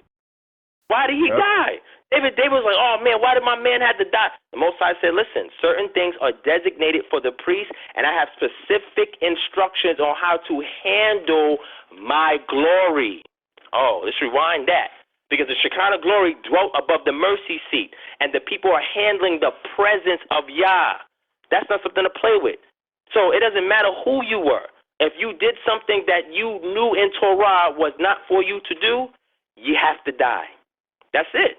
That's the end of the story. So being that David ate, that was set apart before the priest can go even go into the inner sanctuary, they have to wash. They have to go do a mikvah before doing their duties. David didn't do that. They had to put on a particular garment before doing their duties. David didn't do that. They had to set apart themselves from amongst unclean people for a specified period of time before they can do their duties. David wasn't doing it. He was running around rampant because he was on the run.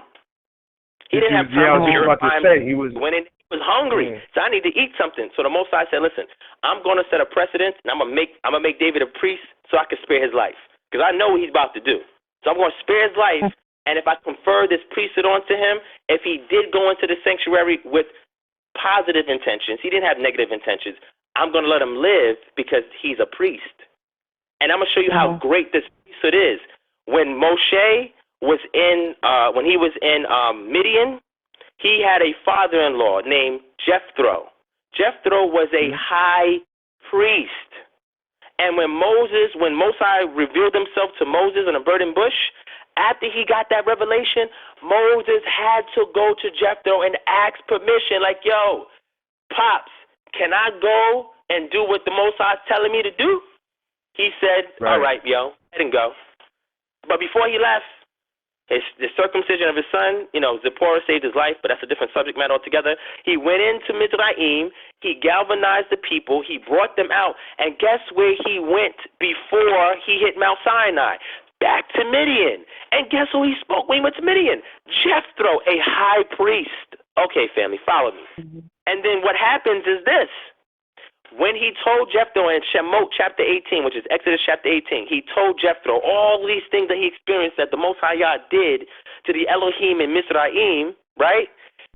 Jethro was like, oh, now I know who's the Hagadol, the great Elohim. Let me make a sacrifice to him. Ooh, that's deep. And then you know what follows up? He looks at Moses and see Moses handling all the affairs of the people. He was like, what the hell is Moses doing?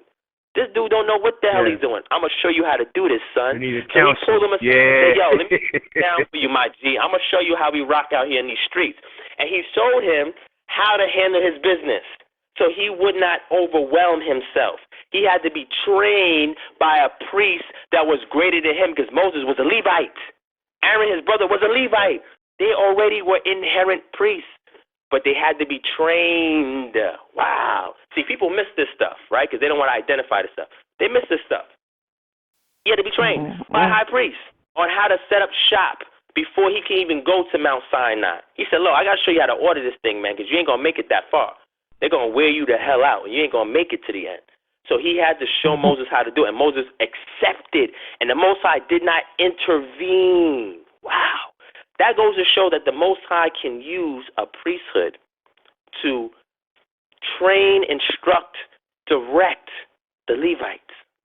You know why? Because he operates differently with these priests than he does with the Levites. People miss this stuff when they look at it. They just overlook this stuff.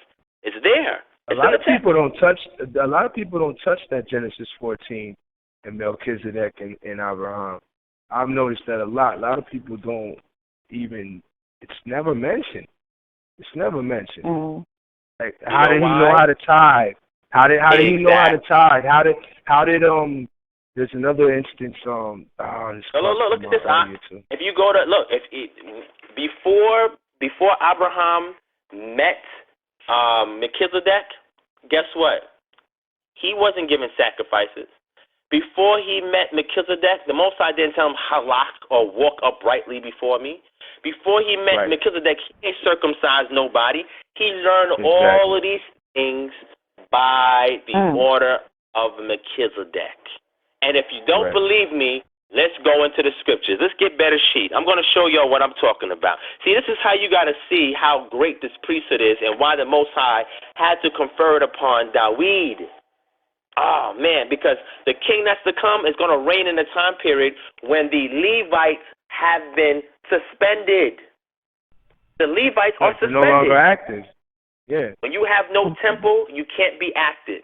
So what the Levites did was they became scribes, and they set up synagogues in other nations when they got expulsed out the land, so they can have some relevance, because they don't have any other skills. They can't work the land. They're not carpenters. They're not builders. They're not artisans. They didn't have those crafts.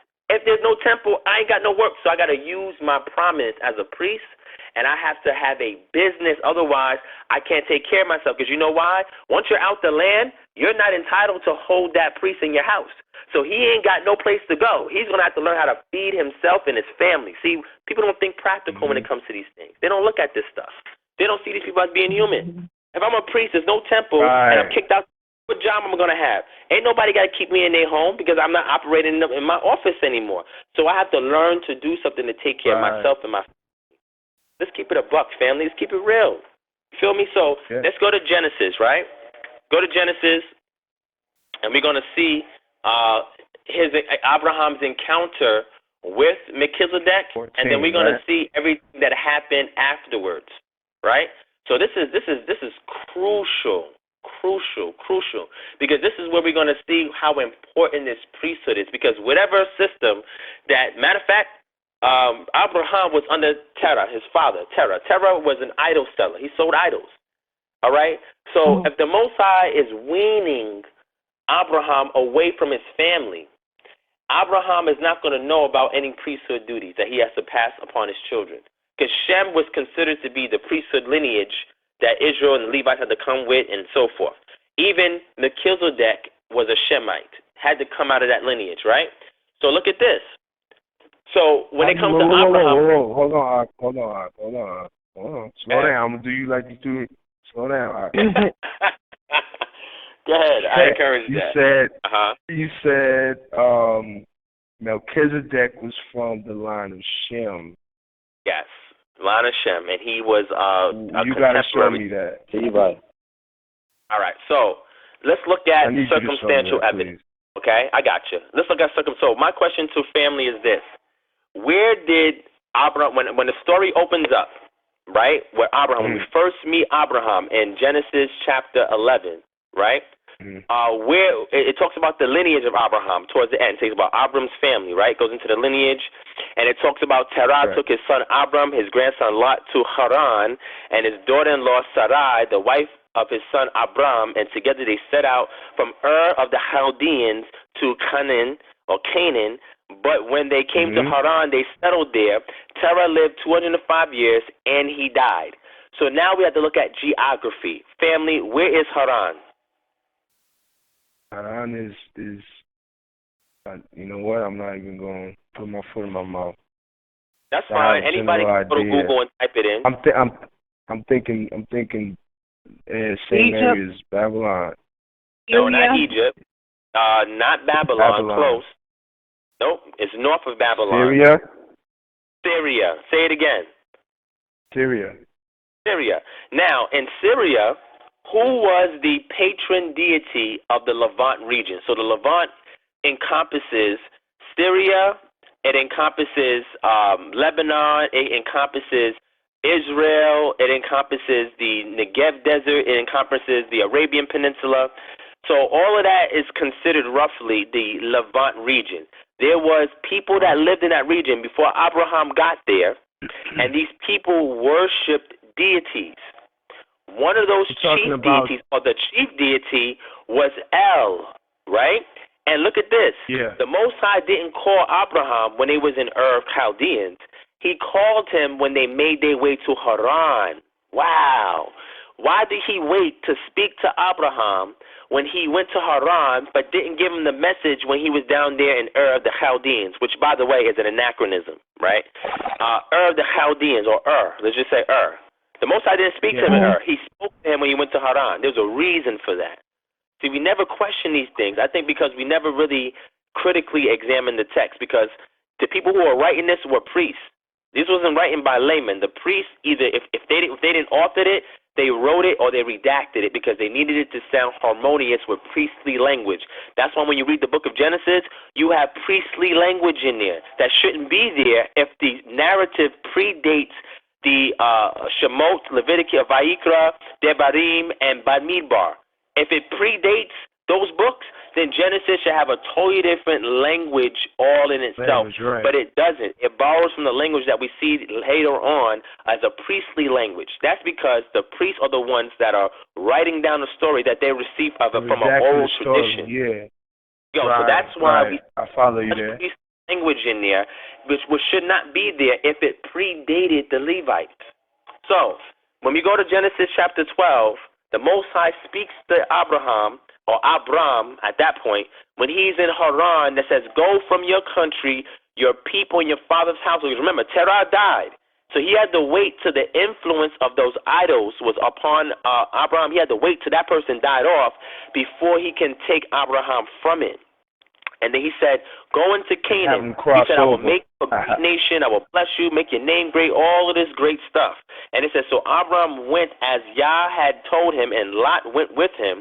Abraham was 75 years old when he set out to Haran. So now he left Haran and he went to Canaan. And from Canaan, he went to Mizraim, or Egypt. From Mizraim, he left and went back to Canaan, and he settled in Canaan. That's where he died. So when we look at Melchizedek encountered him when he was in Canaan, not in Haran, not in Mizraim, but in Canaan. This is where he encountered him. And when you look at Melchizedek's name, which means Melchiz and then Zedek, so Melch is Peace, king, righteousness, king of righteousness. The text tells you who he was. Who was he? Zedek is righteousness. My bad. But what was his role in the land? Who was he? What was he there for? He was the priest.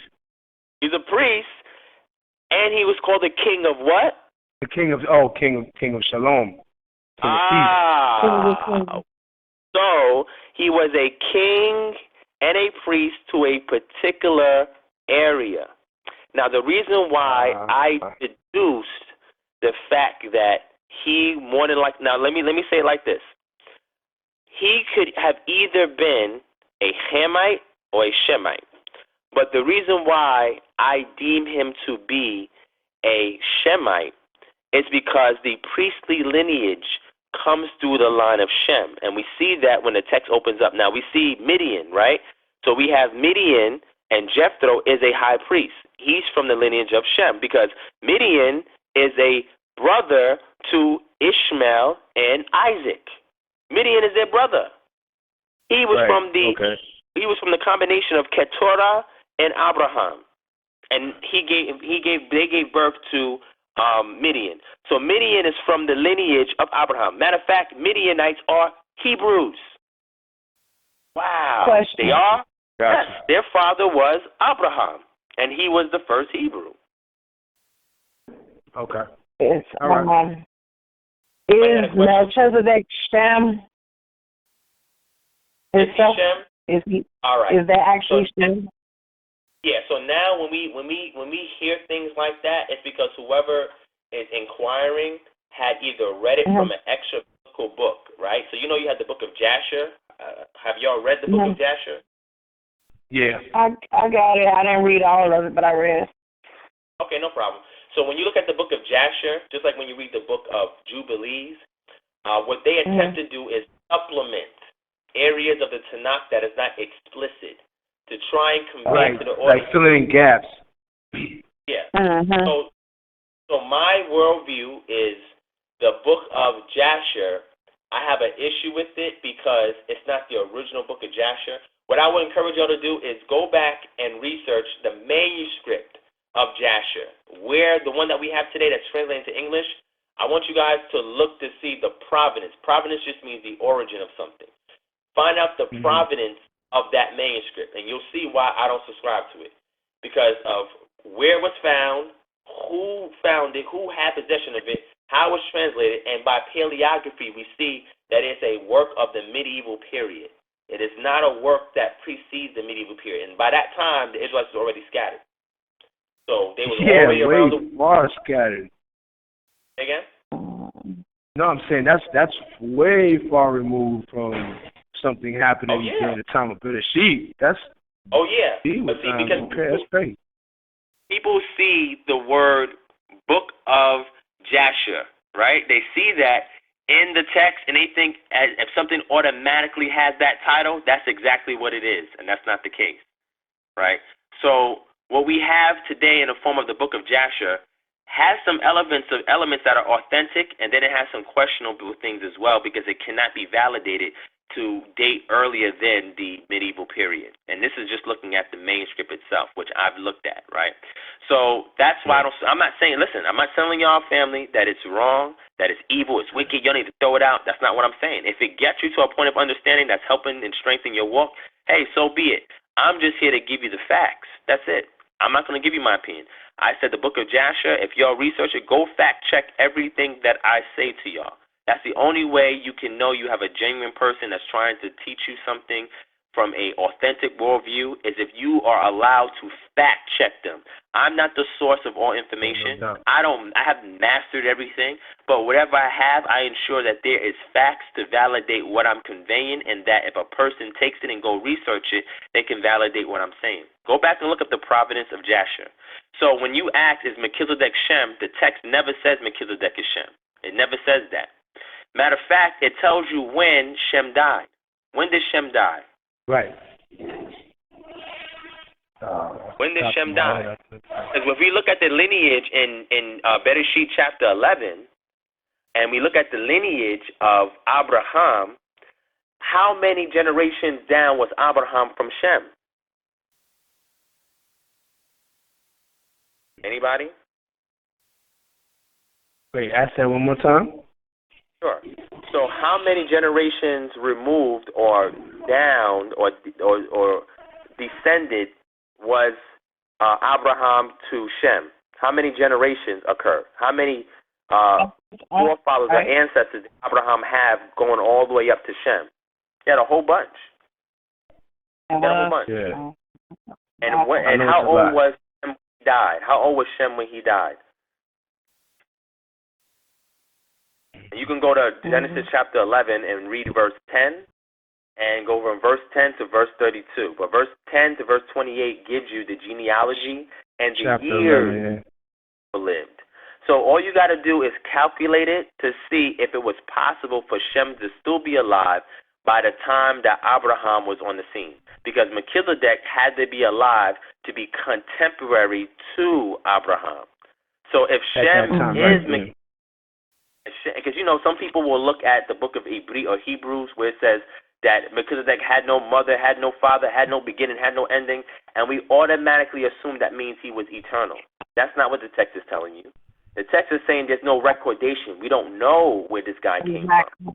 Don't know. And they don't know when he died. Appearances. So if we don't know these things, then of course we're going to say, well, I guess he didn't have no mother and father, because we don't know. There's no record of it. It's very brief that we find out about this person in the text, which means we have to look at context to identify his role and what he was there to do. Now, Shem, on the other hand, Shem had a duty. His duty was to have kids. That was his job, to have kids. But not just have kids, Shem also got a priestly blessing from Noah. Did y'all know that? Shem got a priestly blessing from Noah. That's my first time. That is my first time hearing that. All right, and I'm going to show you this, right? Let's go to Genesis chapter 9. Genesis chapter 9. And we're going to go to verse 24. All right, I'm there. All right, read that out. Read it strong. And Noah awoke from his wine and knew what his younger son had done unto him. And he said, Cursed be Canaan, the servant of servants shall he be unto his brethren. All right, slow down real quick. So slow down. Right. So Ham did the act, but Canaan was cursed. Noah couldn't curse Ham because the Most High already blessed Ham. Wow. All right, let's go. Read verse 26. Right, okay. And he said, Blessed be the Lord God of Shem. Wait. You got to slow down, Ak. He said, Praise be who? The Lord, Yahuwah, or Yahweh, or Yah, God of Shem. He said, praise be Yahuwah, the Elohim of Shem. Wow. Wait a second. Wouldn't the Most High also be the Elohim of Ham and Japheth? That's interesting, family. That's deep. That's really deep. He singled Shem out and identified who his patron deity was that made the lineage of Shem a distinct priesthood from Ham and Japheth. So the only way that a blessing can come upon Abraham has to be from the lineage of Shem, because that is the power. Who did Melchizedek praise? Who did he praise when he blessed Abraham? He praised somebody. He didn't just praise some random deity. He praised the Yahuwah, our Elohim. That's who he praised before he blessed Abraham. The only way he could be able to do that is to be from the lineage of Shem. All the other people outside of that had different entities, different deities, different things that they were doing. That's why he had to bless Abraham. Because in order for Abraham to come into covenant, you need the witness of a priest. You need the witness of... Okay, family. See, I'm just getting this strictly from the text. We're not going to anything extra biblical. We're going straight to the text for the answers. I'm not taking you through a dictionary. I'm not taking you through commentary. I'm not taking you through an extra biblical text. We're dealing strictly with the text. So now that he was blessed, he said, praise be. That's Baruch. That's a praise. Praise be Yahuwah, the Elohim of Shem. So he singled that out and he applied it only to Shem. Now, when you go to verse 27, then he talks about Japheth. So now there's a curse that came upon the first son of Ham, which was Canaan. The blessing was bestowed upon Shem, and his patron deity was identified before his brothers and their wives. And then now Japheth is also being given something. Something is being bestowed upon Japheth. So in order for Melchizedek to be able to bless Abraham, he had to be from the lineage of Shem, because he identified the power that was over Abraham, who was from the lineage of Shem. It cannot be from a Hamite, and it cannot be from a Japhite. It can't be, because they had different powers. It can't be. Wow. I'll follow you, sir. Okay. Yeah, and when you study the Levant region and you study the area what we loosely call Canaan, and towards the north was in Egyptian writing, you have Kananu, and Kananu just means the place where the Canaanites dwelled, and Amaru is the place where the Amorites dwelled. Now remember, the Amorites was from the line of Ham. The Amorites were Hamitic. The Amorites is who the Most High said to Abraham, listen, I'm going to give your descendants this land, but I got to wait until the iniquity of the Amorites is full. Now, I know I read that before, and I had no clue what the hell that meant. That's heavy, because he singled out the Amorites. Why did he single out the Amorites?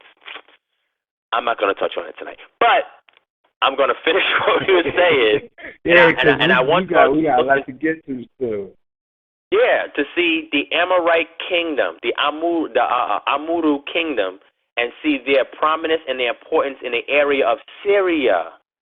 They were the ones that took over what we know today as Ras Shamra, which is Ugarit. Ugarit was a city where the priests would go to learn to write, and they would learn the mythologies, they would learn about the deities, they would learn the priestly rituals and everything like that. And if you go into any of the Ugaritic writings and you read the Ugaritic writings and see some of the rituals they perform, it's similar to what we see in the book of Vayikra. I've read up on the Ugaritic cities, because they predate a lot of who was established, during the time of Moshe and all of that. And a lot of their language and the names of their deities correlate to Hebraic words. There you go. My brother, point. They were making a lot of correlations. And the book that I read is called The Cities That Built the Bible. It was more an archaeological, There you go. So what happens is, I mentioned it to you, anytime you come to something that seems random in the text, It was not random. It was inserted by the priest because the initiates would understand what's going on, and they leave the clues all throughout the text. We just have to read it again slowly within this context, and we can start to pick these things out. You don't have to be a rocket scientist. You don't have to be a theologian. The Most High has given His Spirit to His people to understand His Word, that you don't have to go to somebody else to get it. You just need to get the tools from somebody, and then you can build it for yourself. So when we look at the Amaru or the Amorites, when the Israelites, now there's some contention on when the Israelites exited out. There are various different chronologies for it, and there's various different methods in which they conquered. You have the creeping conquest. You have the emergence from being amongst the lower class of the Canaanites and overthrowing their oppressors when the Iron Age initiates, and you have the conquest model. There's various different models on how they've taken over when we look through the lens of archaeology and anthropology, right? So I subscribe to the fact that the Israelites exited out at approximately 1450 to 1446 BCE. And the reason why I lined it up is because Amenhotep II had a second Asiatic campaign where he went into the Levant region and did something that was unusual for any other Nasut or king during this time, which was take back 101,000 captives who were Semites to work on building projects back in Egypt. Wow.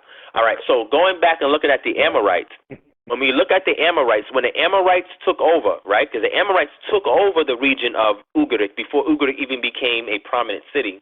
And Ugarit, before the Amorites took over, praised and exalted El as their chief deity.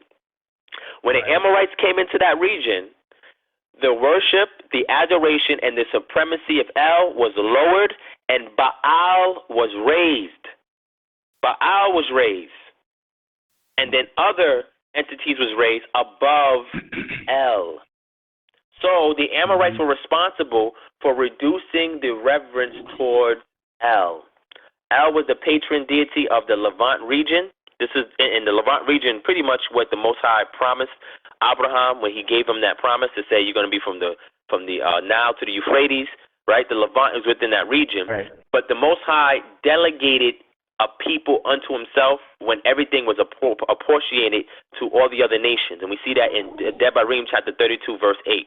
And interestingly enough, the Dead Sea Scrolls, the Masoretic text, and the Septuagint all rendered the last word in Deuteronomy chapter 32, verse 8 differently. It's not even the same. All three witnesses have a different word for that. And that's another story for another day. So now we have Abraham, who's coming on the scene, Shem being his forefather several generations back. We can count when Shem died, and we can see at what point that he died, who was his next of kin that was alive at the time where he would have died. And we'll see that there's a discrepancy of time between him and Melchizedek coming on the scene. Melchizedek wasn't no spooky person. Melchizedek was a real person. He was a king. So you have Messianics that would say, and this is not to slight anybody, that Melchizedek was Yahusha. He came already. He did? If he did come already, then, man, he really messed up on some prophecies, because no prophecy was really given at that time to fulfill to redeem the nation of Israel. So we have an issue, right? That's a big problem right there. So you don't have to insert Yahusha everywhere through the text to make a case for why you subscribe to the Brit Hadashah. You have to properly extract or exegete the text within its context, and then using honest exegesis to make your case. So I don't have to be zealous. I don't have to be religious. I don't have to be overly passionate. I don't have to be. I don't have to exaggerate. I'm just giving it to you what it is, and if the evidence supports my position, fine. If it doesn't, I'll leave it alone. I'm okay with it. I'm not going to die. Nothing's going to happen to me. It's not going to take me away from my stance. It's just having a better understanding. So Shem was not Melchizedek, because that would imply a lot of things that we don't see in the text itself. It's because there's an extra biblical work that references and equates Shem to Melchizedek. That means you're elevating that work the same as Torah. That's what we're doing when we do something like that, or when we make a claim like that. What we're doing is we're elevating an extra biblical text that was used to supplement the text. We're equating it with Torah, and that's something we shouldn't do. Because if a person does that, then that means they're just as guilty if they're Tanakh only. They're just as guilty if they accuse a brother or sister who subscribed to Brit Hadashah and equating that equal to Torah. They're doing the same thing. They're doing the same thing. So we have to look at Torah for what it is, what it tells us, and then look at the time period when these extra biblical texts was written, what the author was encountering within the time period, the audience he was writing to, the understanding that they had, and why the text was necessary to be scribed within their day and time. So not to deviate too far, because I'm sorry if I took y'all too far, because I know questions was asked, but going back to Psalm 110, we have to look at it in context and a bestowment as far as a priesthood was given. Now, I'm going to show you two things that's going to mess with your head. Actually, three things that's going to mess with your head that you've probably never seen before. Somebody go to Psalm chapter 80. I'm going to show you something. Somebody go to Psalm chapter 80.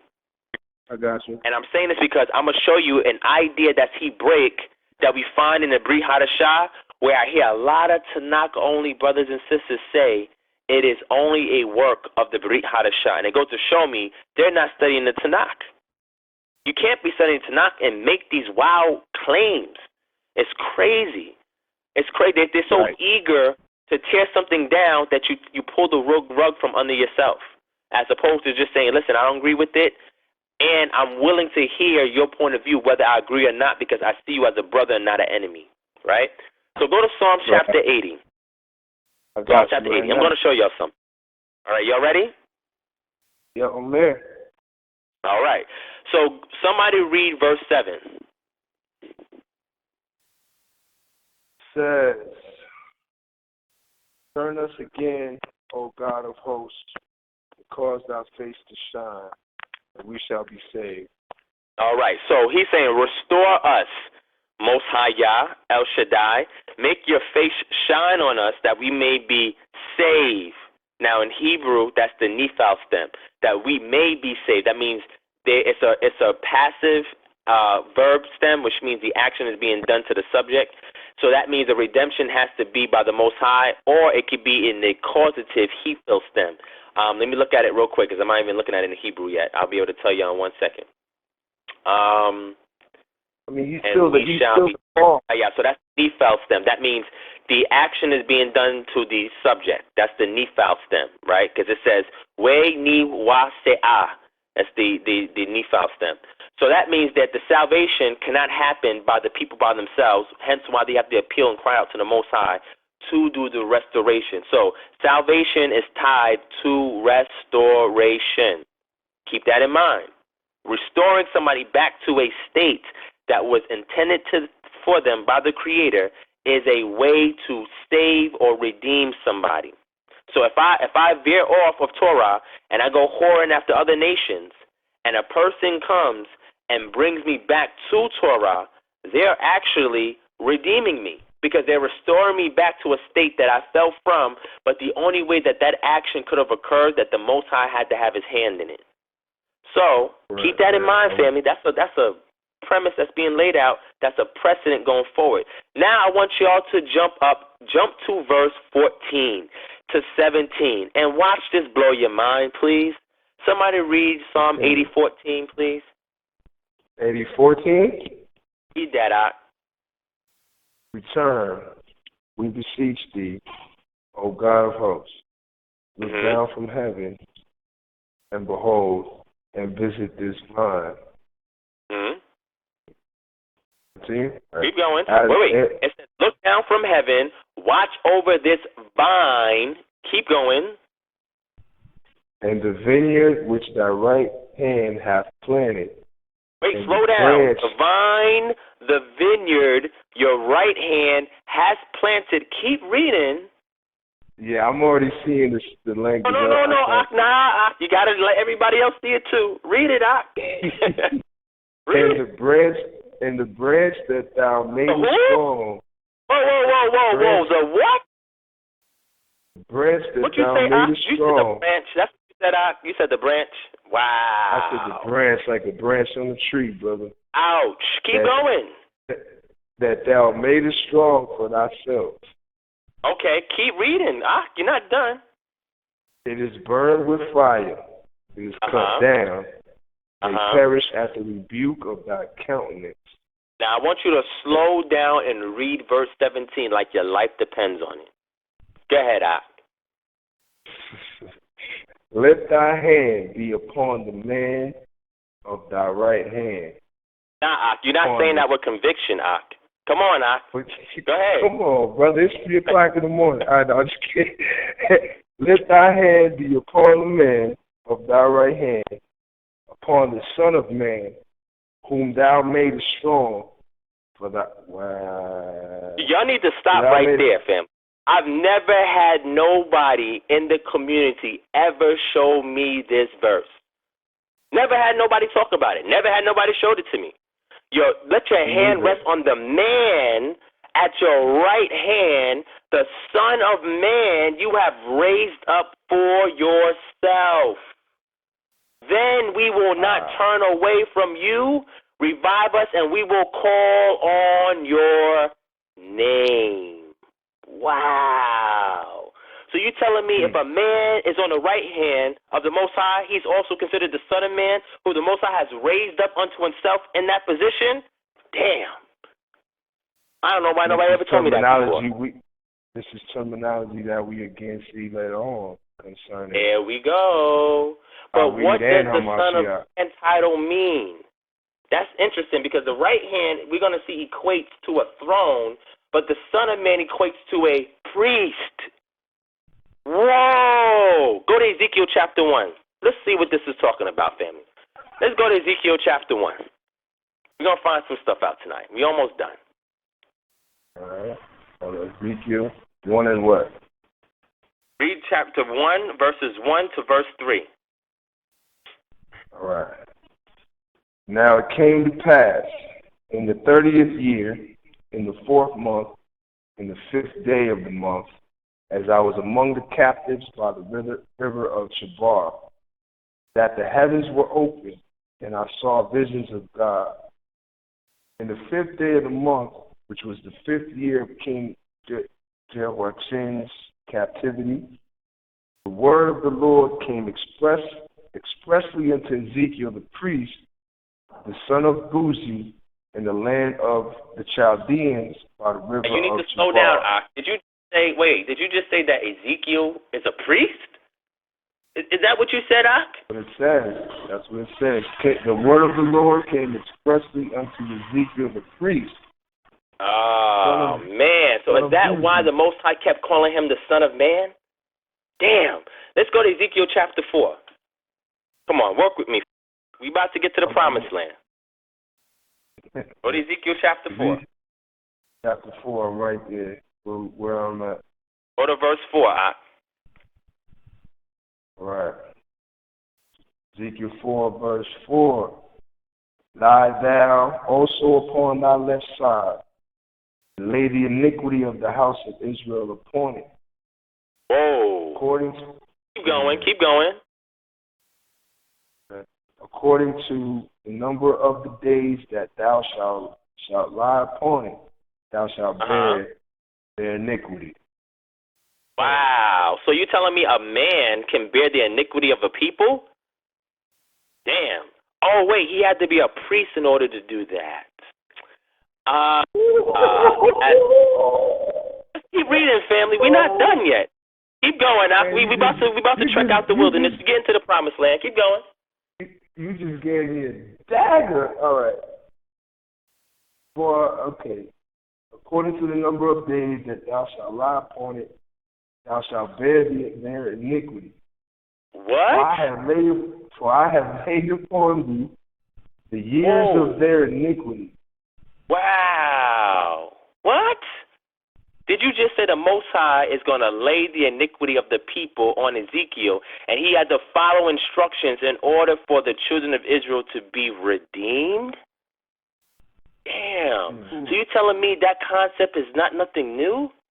Well, maybe I'm bugging out. I don't know. Maybe it's just an anomaly that we're looking at. Let's go to Leviticus chapter 10. Let's see what's going on here. Let's go to Leviticus chapter 10. Leviticus chapter 10. Got it. Yes, sir. Where I'm at. All right. Now, once you go to Leviticus chapter 10, I want you to read verse 18. And read 18 to verse 20. All right. Leviticus 10, verse 18.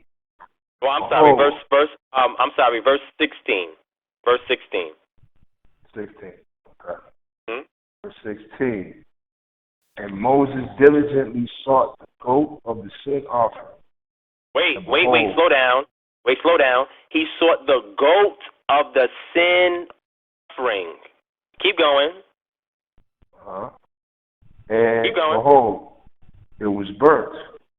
Mm-hmm. He was angry with Eleazar and Ithamar, the sons of Aaron, which were left alive, saying. Okay, now we're gonna see why he was mad at them. Read it, Doc. Wherefore have you not eaten the sin offering in the holy place, seeing it is most holy, and God hath given it to you to bear the iniquity of the congregation? Wait. Slow down. He said, why have you not eaten the sin offering in the sanctuary area? It is Chodesh, or set apart. It was you to take away the guilt of the community by making atonement for them before Yah. Wait, family. Hold on, family. I'm bugging out. Maybe it's me. I don't know.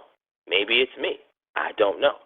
All I'm saying is a priest can bear the iniquity, and a priest can atone while bearing iniquity for the children of Israel through an offering, sin offering. So when we look at Ezekiel, he was a Kohen, or a priest, and he was able to bear the iniquity because he was a priest. And if he was a priest, he was allowed to lay on his side and bear the iniquity so the people can be atoned for and spared through their persecution. Hold on one sec. Oh, man. I got it right. Wow. You got to write it down, right? Yeah, man. It's heavy stuff.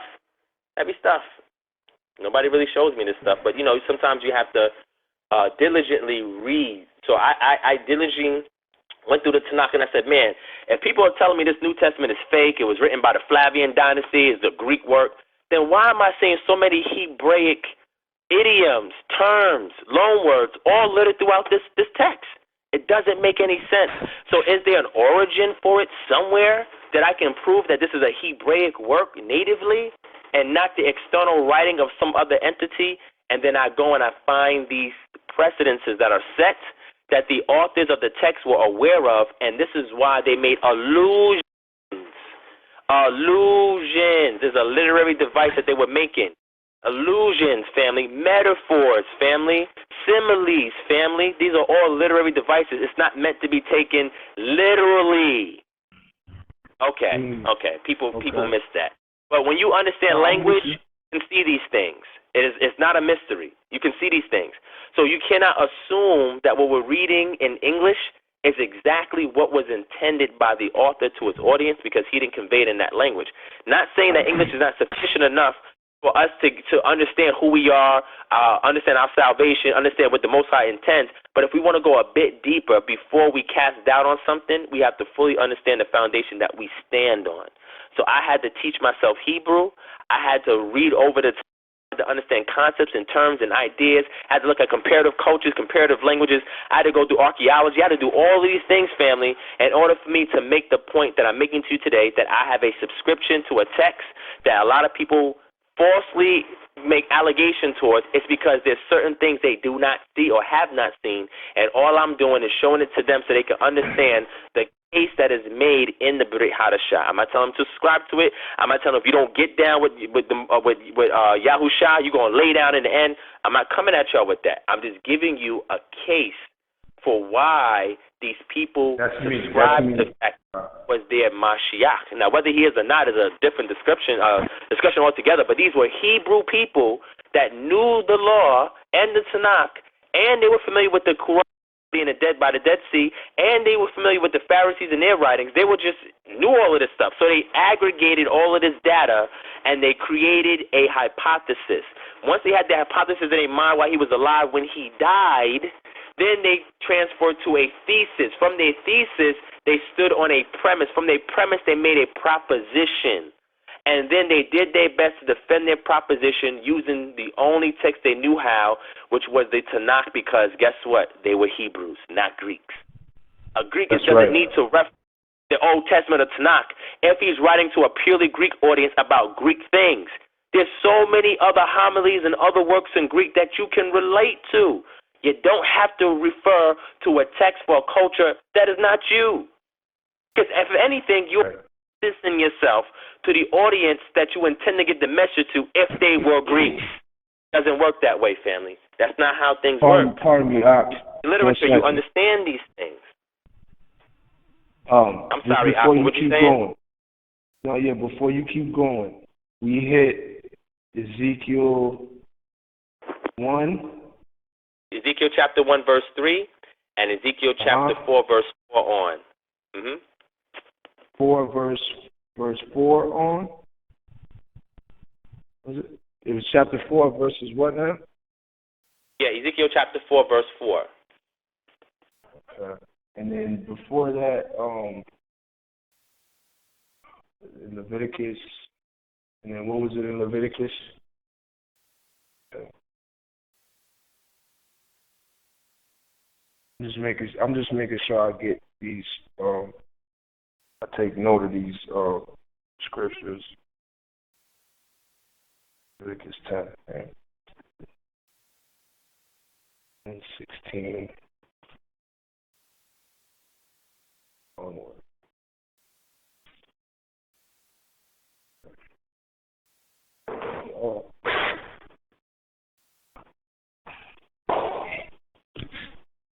Hello? Hello? Yeah. Hello? I'm still here. I don't hear Brother Ron anymore. Maybe his phone died. Yeah, I'm here, family. My phone battery is dying. I'll keep going until I cut off, and I'll just call back with my cell phone and just let y'all because I want to hear from y'all too. I don't want to be the only one talking. So I just want to sum it up by saying this, family. The Son of Man is a priestly title, and the right hand is an authoritative title regarding a throne. So being a priest throne, the Most High is going to restore Israel using a priest king. And we see that in Zechariah chapter 6. It's clear as day. So now we got to look for this. If the Most High is making this prophecy, he has to first set the precedence somewhere in the text before we get to this prophecy. But it can be honored amongst the people because they are aware of it and they can receive it. Wow. And that's law. They have to have witness. So look. To everything. Go to Psalm chapter 2. Go to Psalm chapter 2. Psalm chapter 2. 1 second. I'm just taking notes. Give me 1 second. Take your time, Aki. Psalms chapter 2.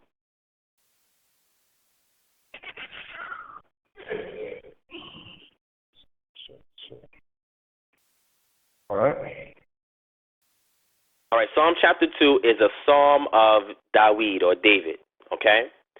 And we're going to read verse 7. Read verse 7. It says, I will declare the decree. Yahweh hath said unto me, thou art my son. Capital S in King James that I have here. This day have I begotten thee. Whoa. What? Say that again? I will declare the decree. A decree? Wait, hold on. What's a decree, Ak? Precedent.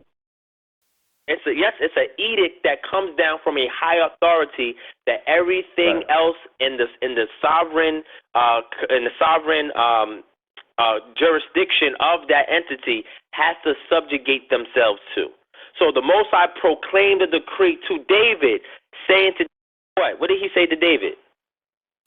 Thou art my son. You're my son, David. And what else? This day have I begotten thee. So could this be the oil of gladness that the power said to him? Because it has to do with anointing. You can also anoint somebody by giving a decree. Wow, there was no priest involved here. Position. That No, I'm saying anointing, giving them a position. Say that one more time, huh? Seat. Anointing, giving them a position, a seat. There you go. You got it. Read verse 8. Verse 8. Mm-hmm. Ask of me, and I shall give thee the heathen for thine inheritance, and the uttermost parts of the earth for thy possession. Thou shalt break them with a rod of iron. Thou shalt dash them in pieces like a potter's vessel. All right, now go to verse 12. Kiss the Son, lest he be angry, and ye perish from the way, when his wrath is kindled but a little. Blessed are all they that put their trust in him. Wait. Put their trust in who? In him. Who's the him? Lower case H. But who's David. The subject? The Son. David. The Son. Same there son you go. That was called his son. Yeah. There you go. Naseku. That means you kiss or send kisses to the Son. Bar, which is Aramaic for son. So pay homage to the Son. That word naseku, that has to do with bowing down. Have any of y'all seen the Jehu artifact by the Syrians, where you see Jehu is bowing down before the Syrian king and kissing his feet? Right. I've seen that. That's a Semitic cultural custom that when you're in the presence of another king or entity that is greater than you, you bow down before them and you kiss their feet. This is why all of them bowed in the presence of angels, right? There you go. If you don't do this, the Son is elevated, then you're going to perish. Wow. Blessed be all they who put their trust in him. The Son? Oh, man, that's deep. I thought we was only supposed to put our trust in the Most High Yah. What the heck is this psalmist talking about? He must be bugged out of his mind. He must have wrote this when he was in a straitjacket or something. I don't know. But I'm just saying, why are we taking refuge in the king? Because the king is going to be elevated to a position where he can destroy the nations who do not fall in alignment with the rule of the one enthroned in the heavens, who the nations are conspiring against. It says the kings of the earth rise up and the rulers band together against Yah and against his anointed. So that means either the son here, which is Dawid, either him or somebody from his lineage is going to be raised up, and all nations has to bow before them. Otherwise, they're going to perish from his wrath that can flare up in a moment. Flaring is representative of fire kindling. Go ahead, Ott. Sorry to cut you off. Oh, go ahead, Ott. Because in terms of people who contest the validity of Hamashiach potentially being king, a lot of brothers will say that he was never physically anointed. Exactly. And then they'll go into Kings and so on, or whatever, Samuel, and show where David, or whoever, every king was always physically anointed by a prophet. Now, wait. Let me show you something. Was Omri anointed? You got me there. Because we got to see who Omri was. Because Omri, oh man, this is deep. Omri was somebody very special. So was Jehu. Both of them were very special. So I want somebody to show me if Omri was anointed. Because I'm going to show you something. Go to 1 Kings chapter 16. Let me show y'all something. Because every king is not anointed the same. You said 1 Kings? Yep, chapter 16. 1 Kings chapter 16. Second. Oh, technology, man. All right, 1 Kings chapter 16. Verse 16. Read that out. 16. And the people that were encamped heard say, Zimri hath conspired, and hath also slain the king. Wherefore all Israel made Omri the captain of the host. Who made Omri? Israel chose him. Okay, keep reading now. Captain of the host. And what else? Over Israel. So wait. Israel. Aki, where's the priest at? Right. Where's the oil at? Where's the oil at? I don't see it there.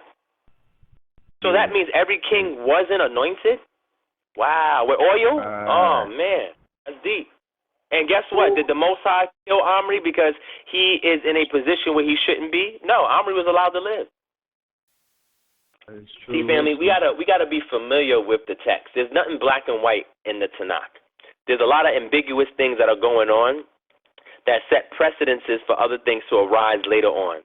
So these things that seem like anomalies, it's not there by accident. They're there because it's foreshadowing, another literary device. It's foreshadowing things that are to come. This is important, family. So when somebody says all the kings were anointed, they're lying. They may not know they're lying, but their text is telling them clear as day that they're lying. Matter of fact, Jeroboam was also a king. Who anointed Jeroboam? Let's go to that. Let's go to that. I have to go to the text, yeah. Oh yeah. So if Jeroboam wasn't anointed, Omri wasn't anointed, how can they be allowed to reign as king? Why did the people even acknowledge them as having authority and they wasn't anointed by no priest? That's the bigger question I was going to ask. All right, and remember, the Most High can't directly anoint oil. The Most High don't have hands to place and smear oil on your head. So when we see the psalmist say, Eloheka, your power has anointed you with the oil of gladness, we're not talking about nothing literal. You can anoint somebody by proclaiming or decreeing them to have kingship to you and placing them in ownership of something that you want them to have so they can complete an assignment. And we just read that. That's in the text. So it wasn't just his anointing with oil. You know how many times was David anointed? Was he anointed just one time? No, it was a few times. Wasn't anointed just one time? That's deep. Whoa. That's deep. And it wasn't just the priestly anointing. The Most High directly called him his son for a reason. He's setting a precedence for something that's to come. That's all I'm saying, family. So now, again, like I said, a lot of these arguments, I've heard them already a million times. I've examined them. I place myself as devil's advocate to actually use it to argue my own stance. That's why I'm equipped to address it on the fly. I don't have to say, hey, wait, hold on, let me go get a Bible dictionary. Wait, hold on, let me get a commentary. Wait, hold on, let me look at this video real quick. Hold on, let me go see these notes. It's only because I've committed myself to defending my worldview by thoroughly examining things and allowing it to become part of me. So I don't have to lead people astray. You're an apologist, right? You're an apologist. Yeah, that's for lack of better words, yes. I will say that. I could also be a polemist if I'm on the offensive, but most of the time I'm an apologist, so I'm on the defensive. So I don't go attacking my Tanakh brothers and sisters and say, oh, you don't believe in Hamashiach, you're going to be destroyed, you're going to chop your head off. I don't come at them like that. So what I do is, I just teach. That's it. And what happens is, it disturbs them, what I'm teaching. And what happens is, after they spend some intimate time with me and I walk them through, even if they don't agree, they say, you know what, damn, you made a good point. Because they know I'm not treating them like an enemy. I'm not cursing. Did I curse at one time on this line to anybody? Once. I didn't curse at nobody. I didn't yell, scream at nobody. I didn't disrespect anybody out their names. We can reason, family, like adults. We don't have to act like teenage kids. Because we have a disagreement. You feel what I'm saying? This is how you nation build. It starts first with seeing people as brothers and sisters and not enemies. And this is the core of love. So and Yahusha said that if you don't love your brothers, the truth ain't in you. So how can I say that I follow this moray or this prophet or this teacher, and yet I'm not showing love to a fellow Israelite? How do you think the Pharisees? Well, hold on. Nicodemus was a Pharisee. He came to Yahusha in Yachanan chapter 3, and they had a build together. And after he died, Nicodemus was instrumental in assisting the movement. But what if Yahusha said, yo, my man, you ain't down with us. I ain't talking to you. He didn't treat him like that. He built with him. And because he built with him, he was genuine and honest. He addressed his questions, his responses. Nicodemus was like, man, you know what? This dude got a point. Let me see this thing through. Let's see how far this thing goes. And he was a companion or an assistant to the movement. So if I'm going to convey my worldview from an apologetic, like the brother said, an apologetic position, I have to do so in a way where my intention is just to tell you why I hold this position. I don't need you to down me or anything like that, because I can teach strictly just from the Tanakh. I can teach strictly just from the Torah. I can go into the language. I can go into the history. I can go into the archaeology. Whatever you want to do, I can do it with you. I can hang. I'm not a master at it, but I'm good at what I do, and I can hang with you. And I can make the case. As you can see, I didn't even go to the Brit Hadashah yet. I'm not even touching that, family. I didn't even go there yet. There's no need for me to touch it at this point. All I'm doing is addressing all the concerns within the Tanakh itself. It laid the blueprint down. If it did it, then trust me, I would have rejected that. I'm like, yo, this thing is crazy. It sounds like some Greeks wrote it. It's off. But every time I see a reference, I go back to the Tanakh, or I go back to, let's say, the Talmud, or I go back to, let's say, the Dead Sea Scrolls, and I see some resemblance there being portrayed there in the text. Now, the sister asks a question, and the sister asks, is the Aleph Tav. I am the Alpha Omega, the Aleph Tav, right? It's not really Aleph Tav, but Alpha and Omega is representative of a king saying that his authority and his power is eternal because it has been bestowed upon him by an entity that is greater than him. You'll see that reference in other Greek works. It's nothing new. But when we don't do diligent enough study, we automatically superimpose something onto the text that the author did not intend for its audience to realize or to understand. So we have to look at it within its context, and we have to do diligent study in other areas that have some bearing on the text or some influence on the text, and then we can see where they're coming from. This last thing before my phone died, and I'm going to let y'all go because I know my phone is going to die. How many of y'all on the phone tonight subscribe to the Dead Sea Scrolls as far as the Tanakh portion of it? How many of y'all subscribe to the Dead Sea Scrolls? Like, how many of y'all see it as being valid? I haven't studied them enough to I haven't went into everything. Okay. So the Dead Sea Scrolls is a witness to the Hebrew manuscripts, and it's the earliest Torah and Tanakh that we have, right? Is the Dead Sea Scrolls in its entirety.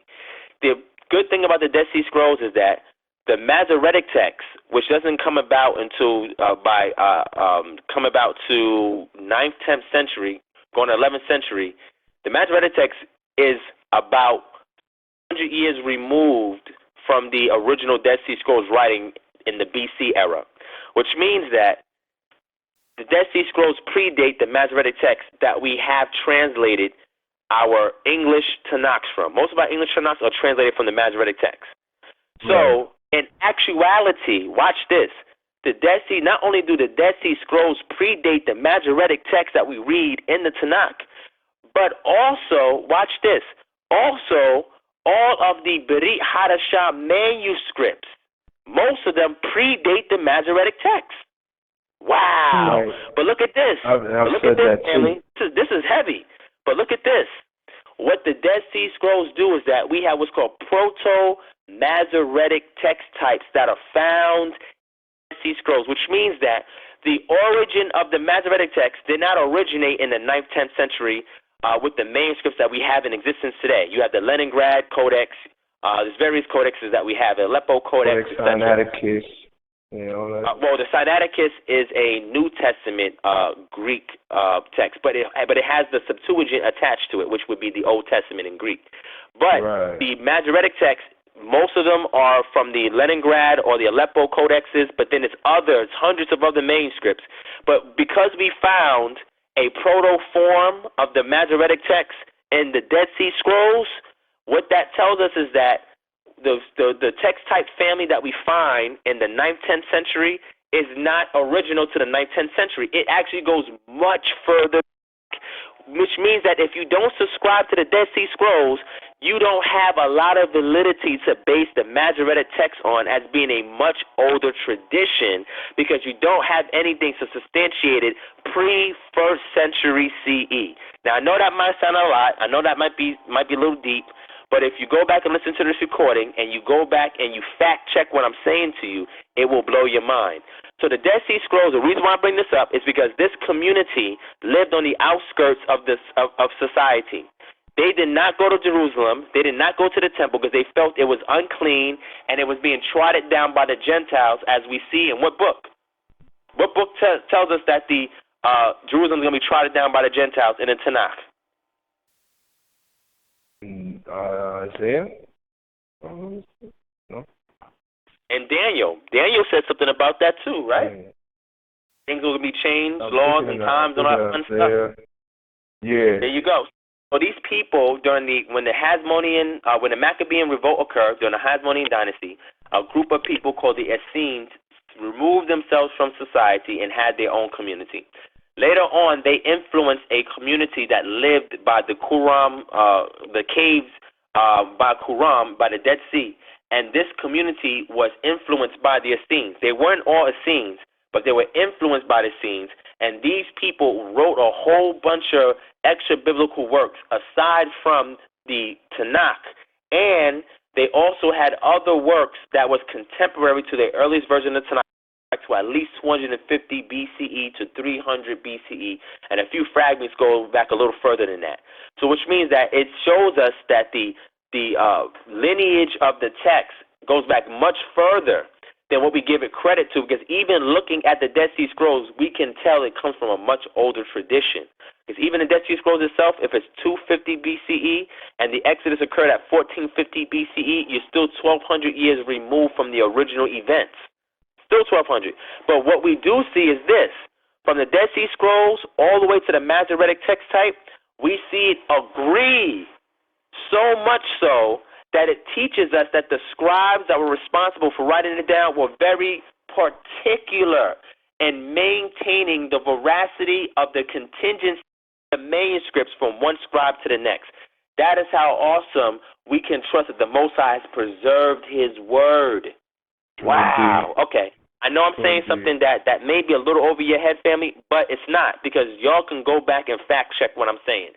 The reason why I'm bringing this up is because, and it's my last point, that Qumran community had so many references in their extra biblical texts, it is impossible for somebody to say that the Brit Hadashah was influenced by Greeks, because these people did not allow the Greeks into their community.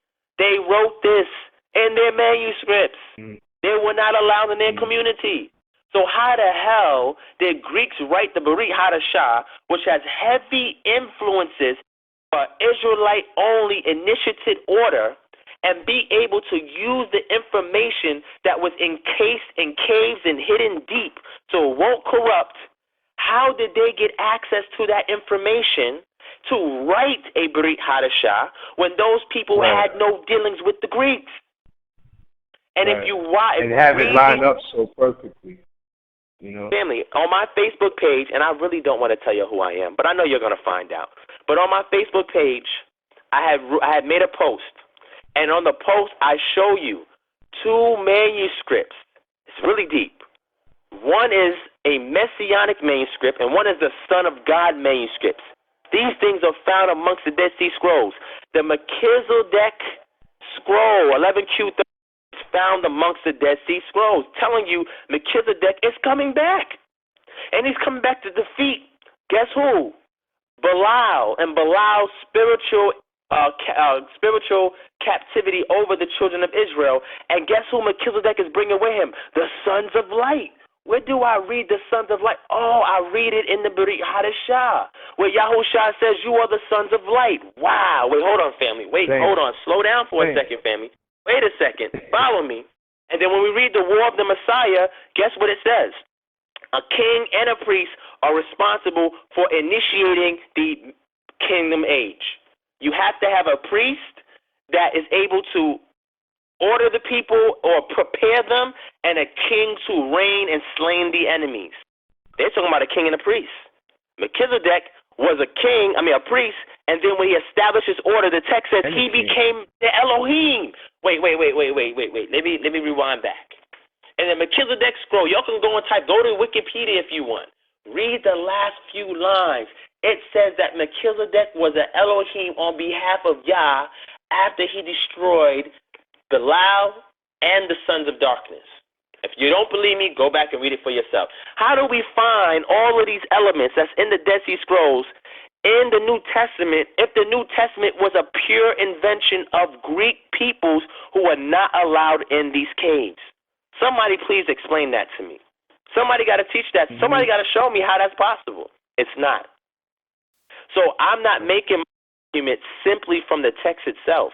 I'm looking at every available facet of data that I can aggregate and get my hands on in order to validate something that I stand on, because I do not want to be deceived and I do not want to be led astray. And I refuse to allow y'all to also be misled and led astray simply because of an understanding that I simply just don't have, or because I'm trying to big up my ego to make it look like I know something that y'all don't, to try and assert my supremacy over y'all. And that's not what I'm here to do.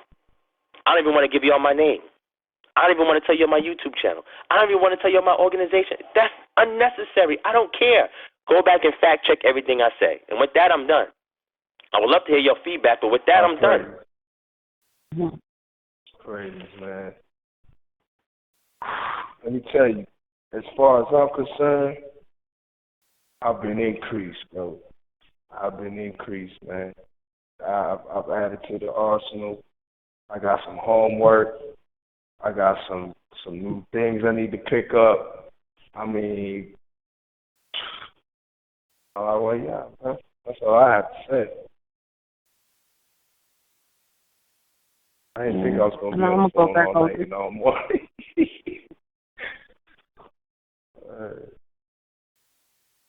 I hope everybody else got as much as I did. A lot of information. Yeah. I'll be going back over the recording and taking my little notes again. But, yeah, I always, that's what I always look for every time we come together, try to show some of I feel like you, as far as with the Old Testament only that call in, that you hopefully bridge some gaps to the ones that listen. But the girl, she said she had to get off the line because she was at work, so I'm going to send her the recording. And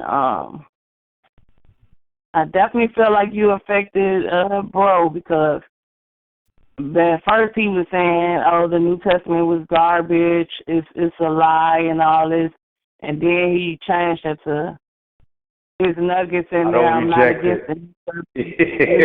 So. Yeah, he definitely got through to him. Yeah. That's the ultimate goal always. So.